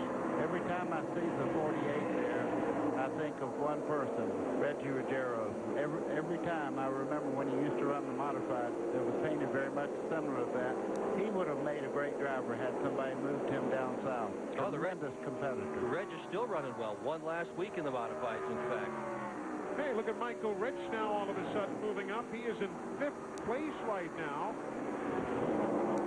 That'll be a career best if he does not even improve or change. He had a 9th place run back in 94 when the series used to run at the Orange County Speedway in Rougemont, North Carolina.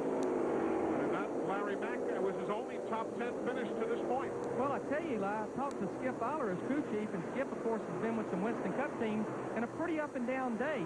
Michael was one of the ones that spun on that first lap, and he had to take 4 tires in. They, again, when the caution come out on lap 98, 10 laps after a lot of other competitors took 4 tires, they got 4 more tires. Now, one thing we got to remember is NASCAR only allowed the team 2 sets of tires today under caution. So he actually has 4 fresher tires than most anybody in the field. We know he's good to go on fuel with 102 laps to go since he pitted, so he could be in as good a shape as anybody. And again, those guys that pitted a while ago, Jeff Green, those guys, they're marred back in 8th, 9th, 10th, right in there. Again, hard to get back to the front when you get back in the field. Best finish of the year for Michael Rich in 6 events, 13th at Talladega. The leader is Buckshot Jones by 7/10 of a second over I hear you. Casey I'm in Atwood. the same boat.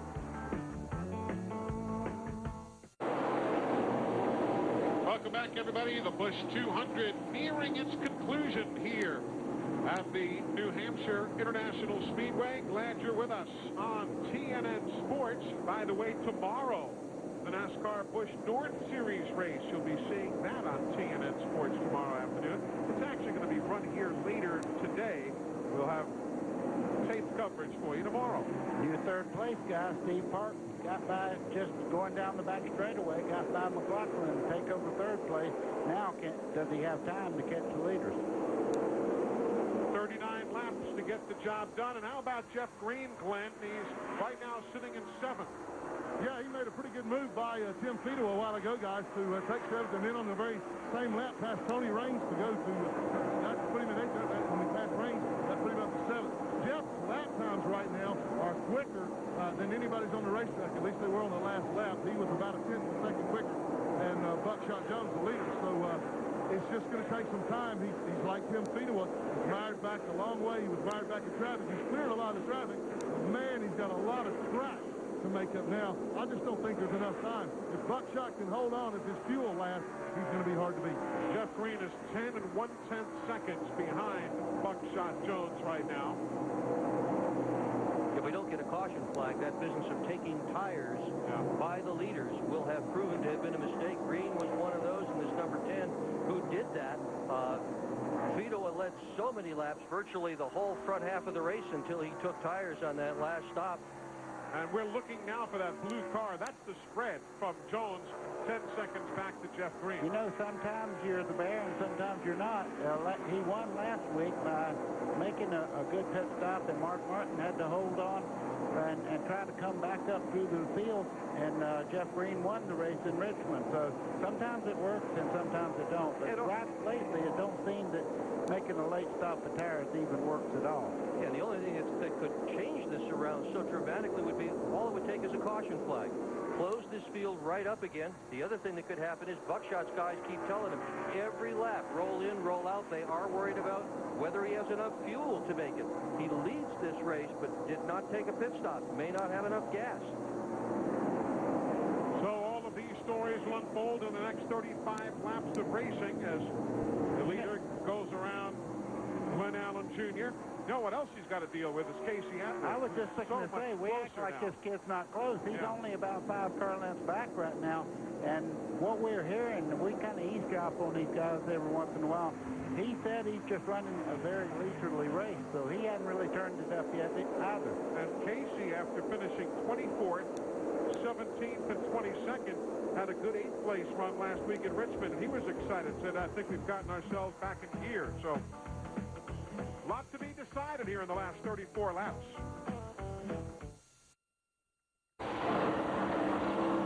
Hey, folks, tune in tomorrow at 11 o'clock Eastern Time for Race Day. All the latest news. Mike Hogwood is in for Rick Benjamin this week. He'll be hosting it for you tomorrow. He'll tell you what happened to Mike McLaughlin. We'll tell you also here in the next moment or so that Mike, who is running so very well, all of a sudden slowed on the racetrack. He had dropped some 14 seconds behind the leader and now brings it down to the attention of the crew. We'll go to pit road. And Glenn, what are they telling you? Some kind of engine trouble, Eli. John Monson, the crew chief, just stepped across the wall. The engine is shut off. It's too bad. They just said he had a good top 5 run going. They've got the hood up right now. They're going to look under it, but they suspect valve trouble. Tough break right there for Mike McLaughlin, who has 6 wins here. But as we mentioned earlier in the telecast, he and his wife heading up to their hometown, Waterloo, New York, tomorrow. Their son, Max, to be baptized on Mother's Day. Now at lap 171 of 200, there's the differential from first to second as we go to Larry McReynolds. Well, Eli, if you believe in computers, I'm in Casey Atwood's pit, and we're here at his laptop in his pit box, and it's doing a lot of the work for these guys. This is a pit strategy program developed by Pi, and it's telling them you can finish on fuel and car at 4.98 miles per gallon average, and we'll have a half a gallon to 1 gallon left scavenged remaining. And this program is counting the laps down. It shows him what miles per gallon he's getting, 4.98, and it's showing how much fuel is in the car. So with about 38 laps to go, he has 6 gallons to go, so they feel safe they can make it. I wonder if Buckshot Jones' calculations are showing him quite that much of a pad. That's very interesting. Amazing what can be calculated now and take my bad math out of the equation. Eli, I'm telling you, I go on test programs every once in a while, and the things they can learn from computers and all, and the way the engineers work with computers anymore, it's down to a science anymore. You've been out running with the Penske bunch again the last few days, huh? I'm not allowed to talk about that. Buddy was not out running with the Penske bunch the last few days. I will tell you, there's a young driver they're very interested in, and he has a great future in the sport, and they asked me to go and just kind of go along with the group, and he is going to be great. So now you've got two school teachers in the booth with you, Eli. We are at lap 174. Mike Borkowski in the 20. That's that blue and black machine. Or I guess today we ought to say black and blue. Oh, by the way, while we're just talking about that, I went to the new Kentucky Speedway. What a facility. It is wonderful. They didn't leave a thing undone. It's exactly like the Las Vegas Speedway. And I'm telling you, they didn't cut any corners. A great raceway. Looking forward to seeing that racetrack in person. 25 laps to go. Buckshot Jones by 0.6 of a second on Casey Atwood. Casey's having a tougher time getting by the lap cars than Buckshot did. Of course, he hasn't gotten past Borkowski yet either, so stay tuned. We'll let you know on that one. There you see Casey having gotten by P.J. Jones. Buckshot just radioed to his crew and said, tell him I'll give him his lap back if a caution comes out. I bet. Borkowski moved over, let him go. Well, you know, I'm just watching Steve Park, and he's not closing in like he was. No, right now Steve Park is hanging there 4 9/10 seconds behind Buckshot in third spot. Mike McLaughlin apparently done for the day. Larry Mack. Well, Mike, he was running third, and looks like they had to push it behind the wall. What exactly happened to Chevrolet there? We're not really sure. Something under the hood, just lost power. Not meant to be.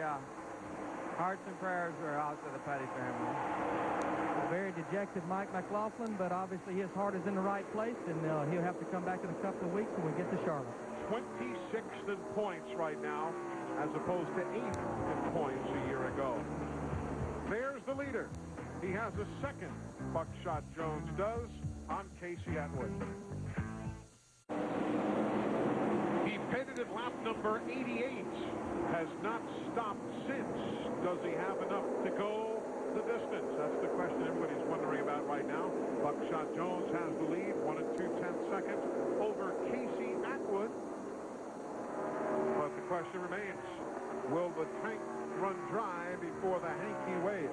Well, he just heard from his pit crew, and the pit crew told him it's going to be close, and it almost certainly will. And, you know, we're looking at some computer stuff that Larry Mack showed us a little while ago, and the computers are all well and good, but they presume that you're going to get every drop out of the tank that's there. And sometimes you do, and sometimes you don't. Glenn, is anybody breathing in Buckshot's pit right now? Well, you can take a look at Sandy Jones. He's doing a lot of calculating right now. I'm going to ask him the question. How about it, Sandy? You got enough fuel to make it? I didn't hear what you said. Well, you know what I'm asking. Do you have enough fuel to make caution? Problems on the main straightaway. Jimmy Johnson does a couple of 360s and pulls away, but the caution is out. Now they'll slow down under the caution speed. That'll help Buckshot Jones. Well, it helps in one way, hurts in another, because Green has worked his way back up to fourth right now. He is the quickest car on the Speedway by far, and that'll put him right behind him with pressure tires. So the whole thing is totally up for grabs now. Glenn, let's get back to you now and talk with Sandy Jones, or at least about their fuel situation. Okay. And Sandy, he's talking to Buckshot right now. Sandy, I'm asking you, do you think you have enough fuel? Will these caution laps help or hurt? Well, these caution laps are going to help us, definitely. We're going to be real close. Well, we had it figured we might have made it on the white flag lap maybe about halfway. So this is definitely going to help us. The reason I asked you if it would hurt, though, that's putting Jeff Green with fresh tires up there closer to you. Yeah, he's coming pretty fast. We realize that. But Buckshot's doing a great job in this Chevrolet, and we think we can hold him off. Well, you heard it from Sandy himself right there. Buckshot won this race, when was it, guys? 1998? Yep. Well, Sandy was double clutching on that first answer, though. I don't know. I saw him reach for another gear there. Here's what happened to bring out this 8th caution off of our speed shot camera here on the main straightaway, looking for Jimmy Johnson. That would be he spinning into your living room. And a bunch of cars coming through that smoke that absolutely couldn't see him spinning there. Now there's Michael Rich. He is stopped at the exit of turn number 4. Now I don't know if he has had fuel starvation problems, but he was running in 5th. He's wanting to get in the pits because he's waving, please, let's go, let's go. Michael Rich and his Ford Taurus stopping coming out of turn number 4. And he was on that same pit stop sequence as well. Well, they ran out with 14 laps to go. They really missed the calculation. He's running now. Larry, what are they saying? Well, I talked to Skip Aller. He called me over there because he knew I had been by earlier and asked him. He said, Larry, we just misfigured. But I've got to make a speculation here. If they was in here on lap 98, 102 laps to go, with 13 to go, they're out. They had to have not gotten that car filled. He pulls it to the tension of the pits, finally stick a little gas in it. He gets it fired, and it's going to be hard to keep it running. They get enough gas in it. Now the squirting ether down in the air cleaner just can't get it going right now. Once they run out, they're hard to get going again. They're going to push it down pit road, keeps firing and stalling, still squirting ether in the air cleaner, and they push him away. Really turned a good day into bad day for Michael Rich. Now remember, though, Buckshot, he stopped at lap 88, so that does add a few more laps to the equation before all is said and done. Matt Abernathy will give the field the 1-to-go signal when they get back to the stripe, so we'll be going back to green in 1 more mile. Michael Rich finally got it running again, down far in the pit road, but lost a lot of time. Taking a look at who's where. Good run, Andy Santerre. Haven't talked much about Jason Keller today, but he has persevered nicely. Hank Parker Jr. and Elton Sawyer, the winner a year ago. Ted Christopher right now in 12th spot, doing yeoman's duty in that number 7 car that's owned by Michael Waltrip. Plans to run only here, but at Watkins Glen International later this season. I bet Buckshot would like for him to go about 3 more laps under caution, and then he would have a real good shot if he's even close. But they're pretty good at figuring these things out, and the pickups are so well placed in these tanks anymore that they get most of the fuel out of there. Big problem is how well Green and these guys get off here as they throw the flag again. Glenn in the middle of that pack of traffic right there, that black and gold 36, Tim Fedewa up to 6th now.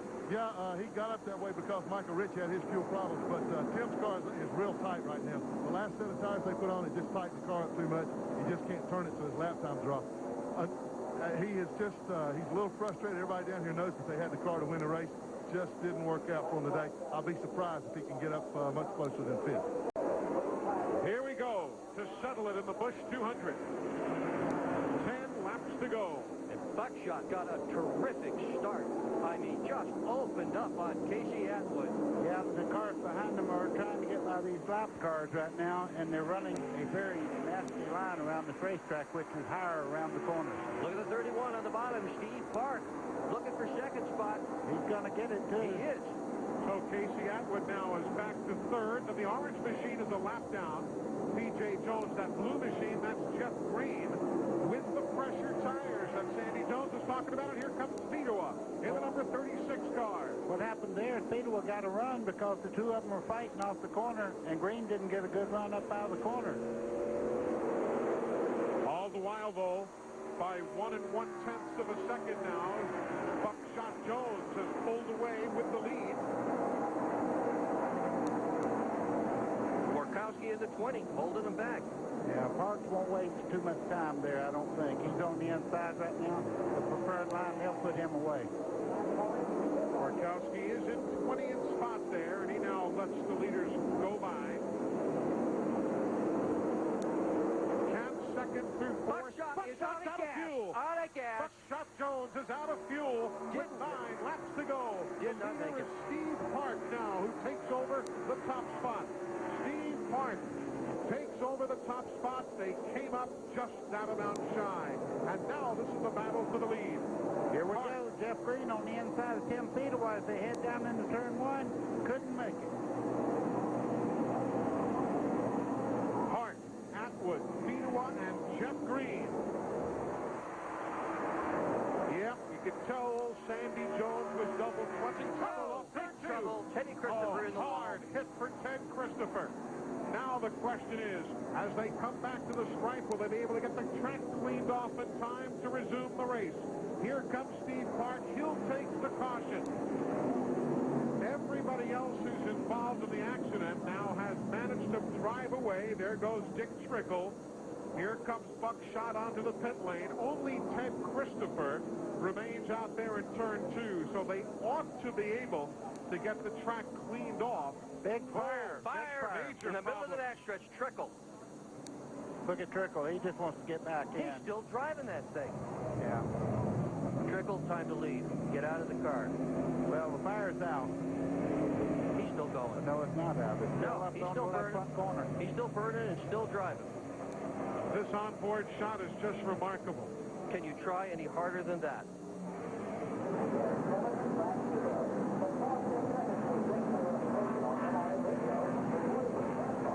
That was a big crash. They are grabbing the red flag. We are going to have a red flag here because of the cleanup on the turn 2 and backstretch area, and to have this race conclude in a competitive mode. Boy, do I applaud them for that action there. You don't want to go around there. Maybe cut a tire down and take yourself out.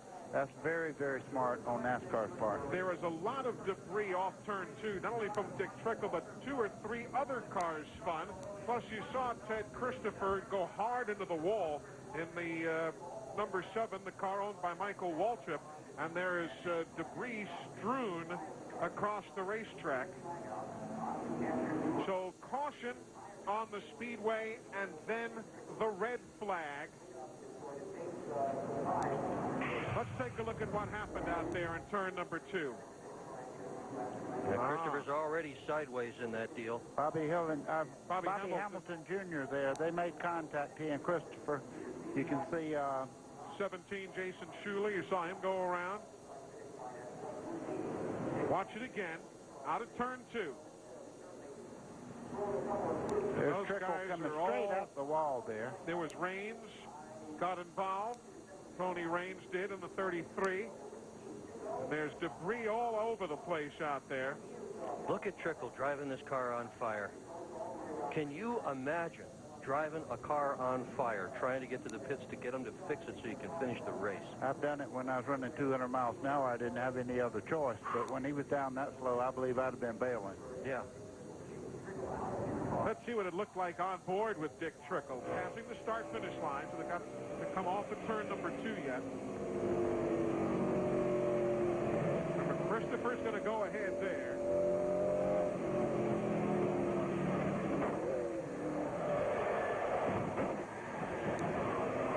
Jay Sauter was involved in the middle of all that, too. You might have seen the 43 number go flashing across in front of Trickle. Watch it again.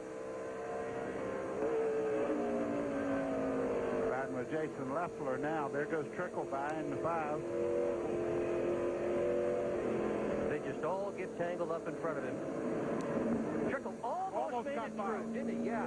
Just caught that left rear tire.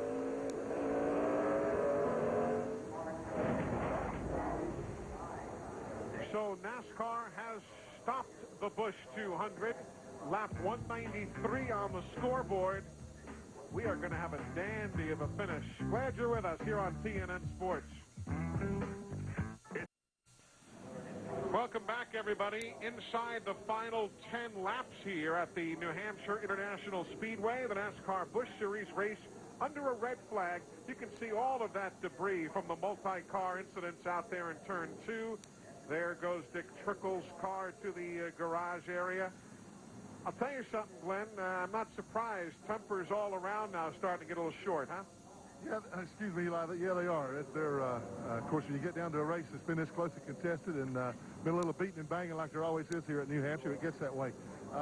Little interesting comment from Jeff Green. He actually had one of his guys to come down here. Tim Fedewa was pitch. You know, they were racing each other pretty hard. Fedewa got by him, but he had one of his guys come down and say something to Billy Naslett. Said, tell Tim if he pins me down on the apron one more time, that he might get turned around. So there not only are tempers flaring, there's some threats going on too. Buckshot Jones did make it around to the pits, got some fuel, got refired, went back out, but he's a lap down. Here's Larry McReynolds.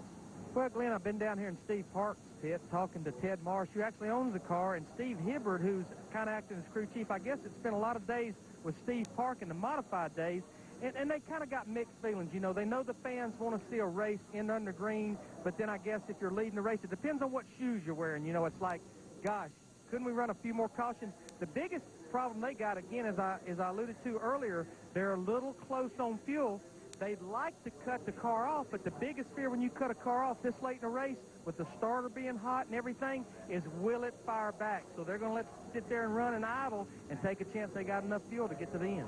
Very, very interesting. This is the 9th caution flag of the day, and this ties a record for 200-lap NASCAR Busch Series races at this track. We had a 9-caution affair back in May of '97. So Eli, they're saying they're not shutting the car off. They're sitting there with very little opening on the front. If you notice, that's all the air intake, those little spots right there. They have a good deal of the front of that car taped off for downforce. So he's got to also watch the gauges pretty well there, or he could run it hot sitting there. Just something else to have to think about. This shouldn't be an extensive red flag.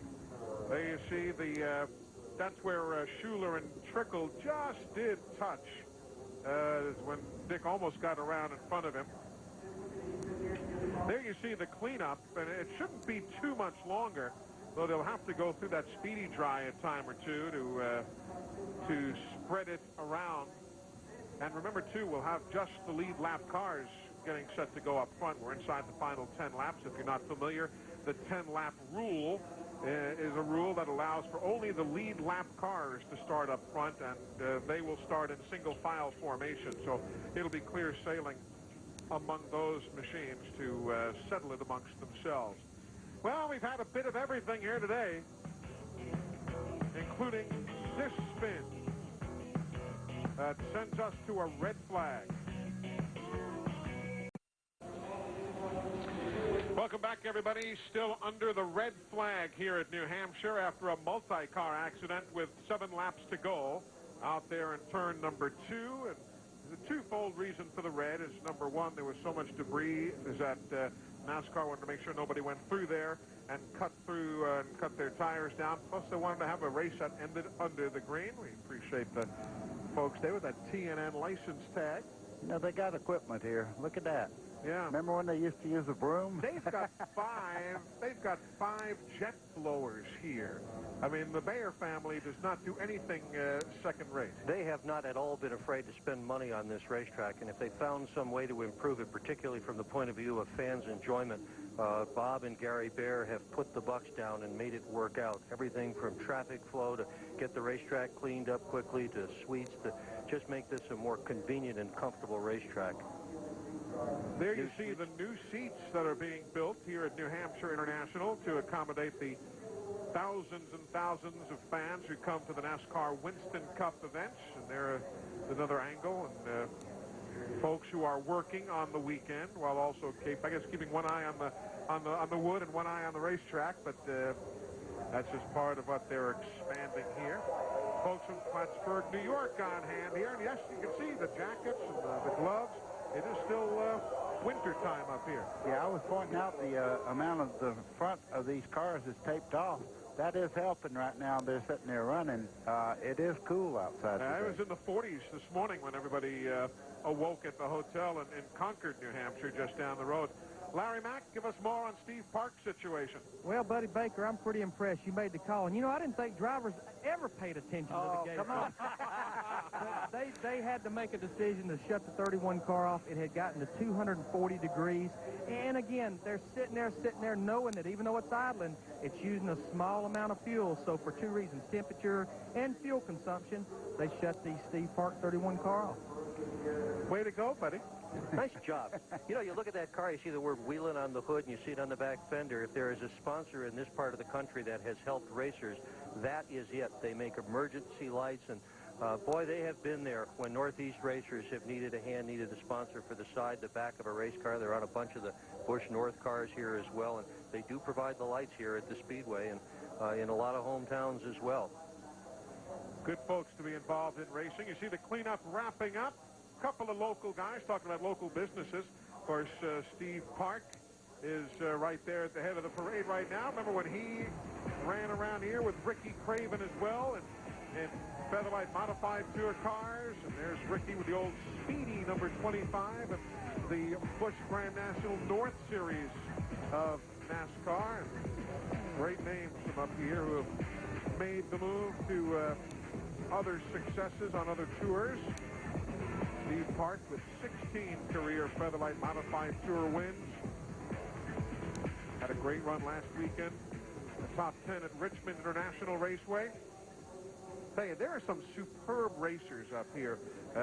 You know, some who have gotten some headlines, like I said, Christopher and Park and Craven, and others who have not as they're getting set to refire the cars. Guys like Dick McCabe and Stub Fadden. I mean, and the list goes on and on. Dale Shaw. Fellows will be seeing on tomorrow's telecast of the Busch North Series race. You know, guys who will be talking about a lot of great racers up here. And speaking of that, I saw Ronnie Bouchard up here yesterday. He won Talladega years back, and quite a driver. Now in business for himself and doing quite well. There's a car dealership on almost every corner here in New England, it seems. He's done very well for himself. This will be interesting to see when they get this thing going. The guys with the fresh tires are going to start up front now. Dennis Dillard in the pace car begins to ease away. And everybody apparently refiring okay. Certainly among the leaders, Park, Atwood, Fedewa in that yellow and black machine. Jeff Green in the blue car. Jason Keller. Everybody's pulling away okay, Larry. Well, they just completed lap 194, and they did not get the one to go. So even if they get the one to go on the next lap, which will be 195, the most this race can go at the end is 4 green laps. And that's if they get the one to go next time. The most important thing for the crews to hammer on these drivers about right here, whether you got old tires, halfway fresh tires, or whatever, is get those tires cleaned off. How you get this race restarted, that's going to be important. Glenn Jarrett? Well, Larry, you took the words right out of my mouth virtually. I was going to talk about the tires, too. The other thing is they've been sitting there for several minutes. Not only clean them off, but the tires are cold. They don't have the same heat in them, so they've gone through another heat cycle. That's going to be tough on those guys because they're going to have to run hard to try to keep the position, protect the position, or take another position. But they don't really know until they go down there and make a couple of laps or a couple of turns on those tires whether they're going to stick the same way they did before they shut them off there with the red flag. So this could really be interesting. Everybody making sure what the guys have been talking about, going back and forth, getting all of that debris scrubbed off, trying to build up some degree of temperature. It'll be 5 laps to go when they get to the stripe. We'll wait and see if they give them the one-to-go signal. Indication is that they are. Now, some of these teams still have some debris flapping off their cars. Some of that may well wind up on the racetrack before this race ends. Could cut somebody's tire. Jason Schuler has some as I look out over the racetrack. Well, they did not give them the one to go. Oh, my. They did not give them the one to go. They are going to put the 17 car, Jason Schuler. You see, there's debris off the back of Elton Sawyer's machine. They're going to put the black flag out for the 17 of Schuler. He's got a good bit of damage to his car. There you see. Yeah, they don't want that coming loose and having guys run over it. That's a tough break. He's running in 14th right now. Yeah. Oh, that's a heartbreaker. Here comes the Tony Raines car. We told you of the problems he had. They are going to get the one to go next time by. And that's got to be a relief to Casey Atwood because it's been a long time since he has taken fuel on as well.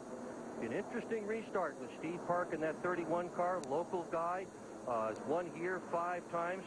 Casey Atwood behind him in the number 27 car last year in this race, passed more cars than anybody else, never won here. Fedowa has not won since 1998. He is in the number 36 car. He'll be restarting in 3rd spot. Jeff Green in the 10 behind him. He has won as recently as last week. Yep. So go ahead. You want an underdog? We got one. You want a favorite? We got one of those. You want a local hero? Got one of those too. All up front. All the marbles. All that's important, but let me tell you, if you're in second, you're going to try to anticipate the start. You're not allowed to pass on the inside. You have to go to the outside, but you want to have good momentum when the race starts. Steve Park, on the other hand, is a professional restarter. He's one of the best in the business. You learn that in modified. He's going to be tough to build momentum because the minute he sees him coming up, anticipating, he'll just sit there. He's the one that starts the race, the leader. Steve Park in that orange and white number 31.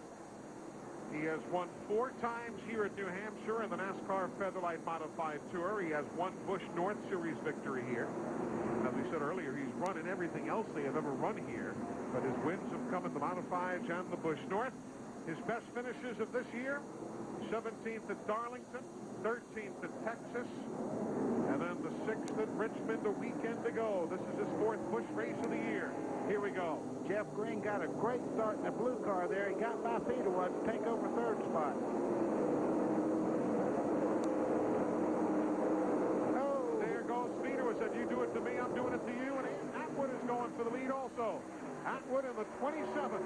He'll have to go out through the infield, but he's making it stick.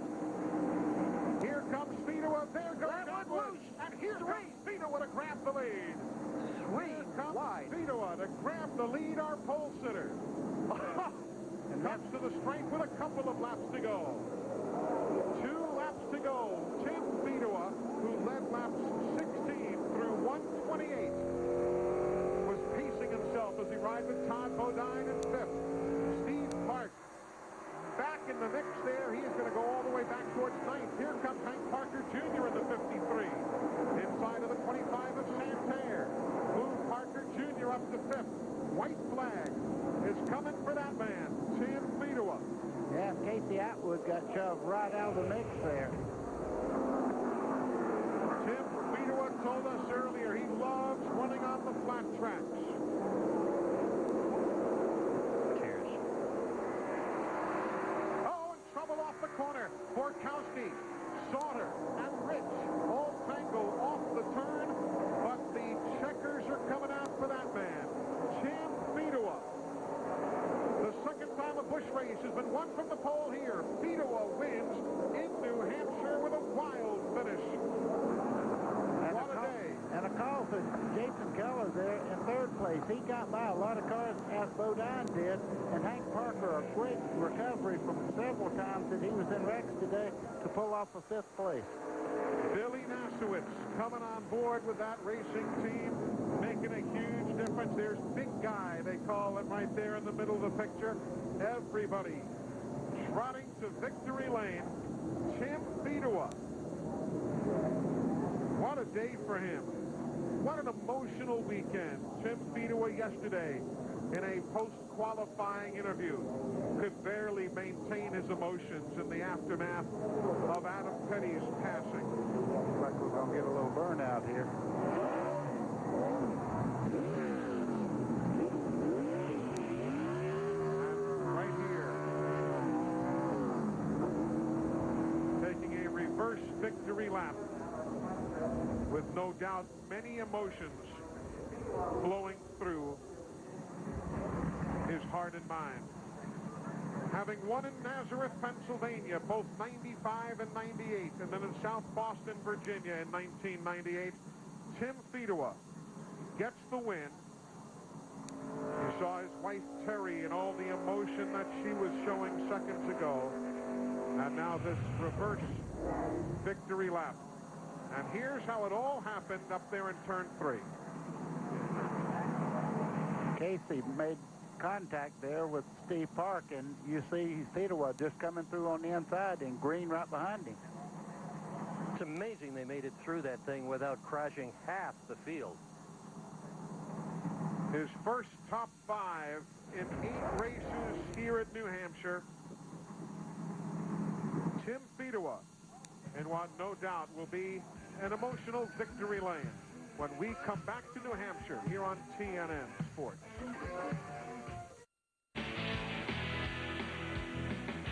Tim Fedewa. He had the best car. Took him a while to get back to the front. He is our Bryant Cool Driver of the race.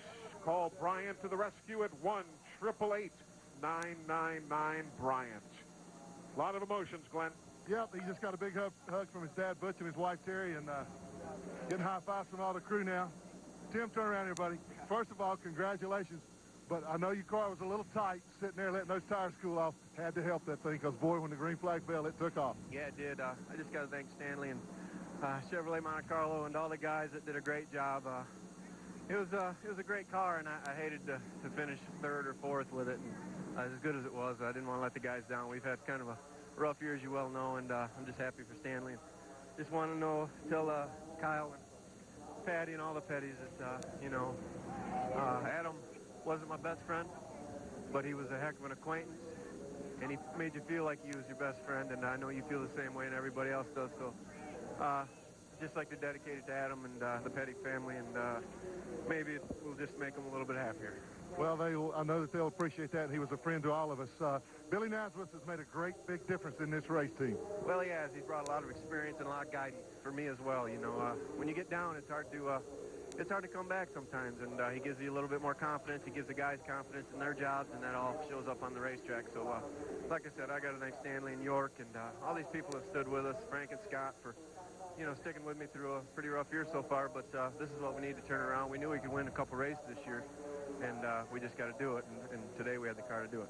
And he did it. Tim Fedewa led 152 laps, found victory lane for the first time since July 1998. Gets a big hug from his wife, Terry. Back to you, Eli. Fine performance for Tim Fedewa. It is the 4th race of this year won by the pole winner and the 7th Chevrolet victory in the Busch Series in the year 2000. Welcome back, everybody. The NASCAR Busch Series continues with a remarkable streak here at New Hampshire International Speedway. Tim Fedewa, the 14th different winner in the 14 races here. Look at Hank Parker Jr. Comes home in 5th here today. Good run for him. Steve Park backslid all the way to 10th. Kevin Harvick deserved better than 18th, didn't he? Oh, yes, he certainly did. And so did Ted Christopher deserve better than 29th, and Dick Trickle better than 30th. And poor McLaughlin all the way back in 33rd spot. Just can't catch a break.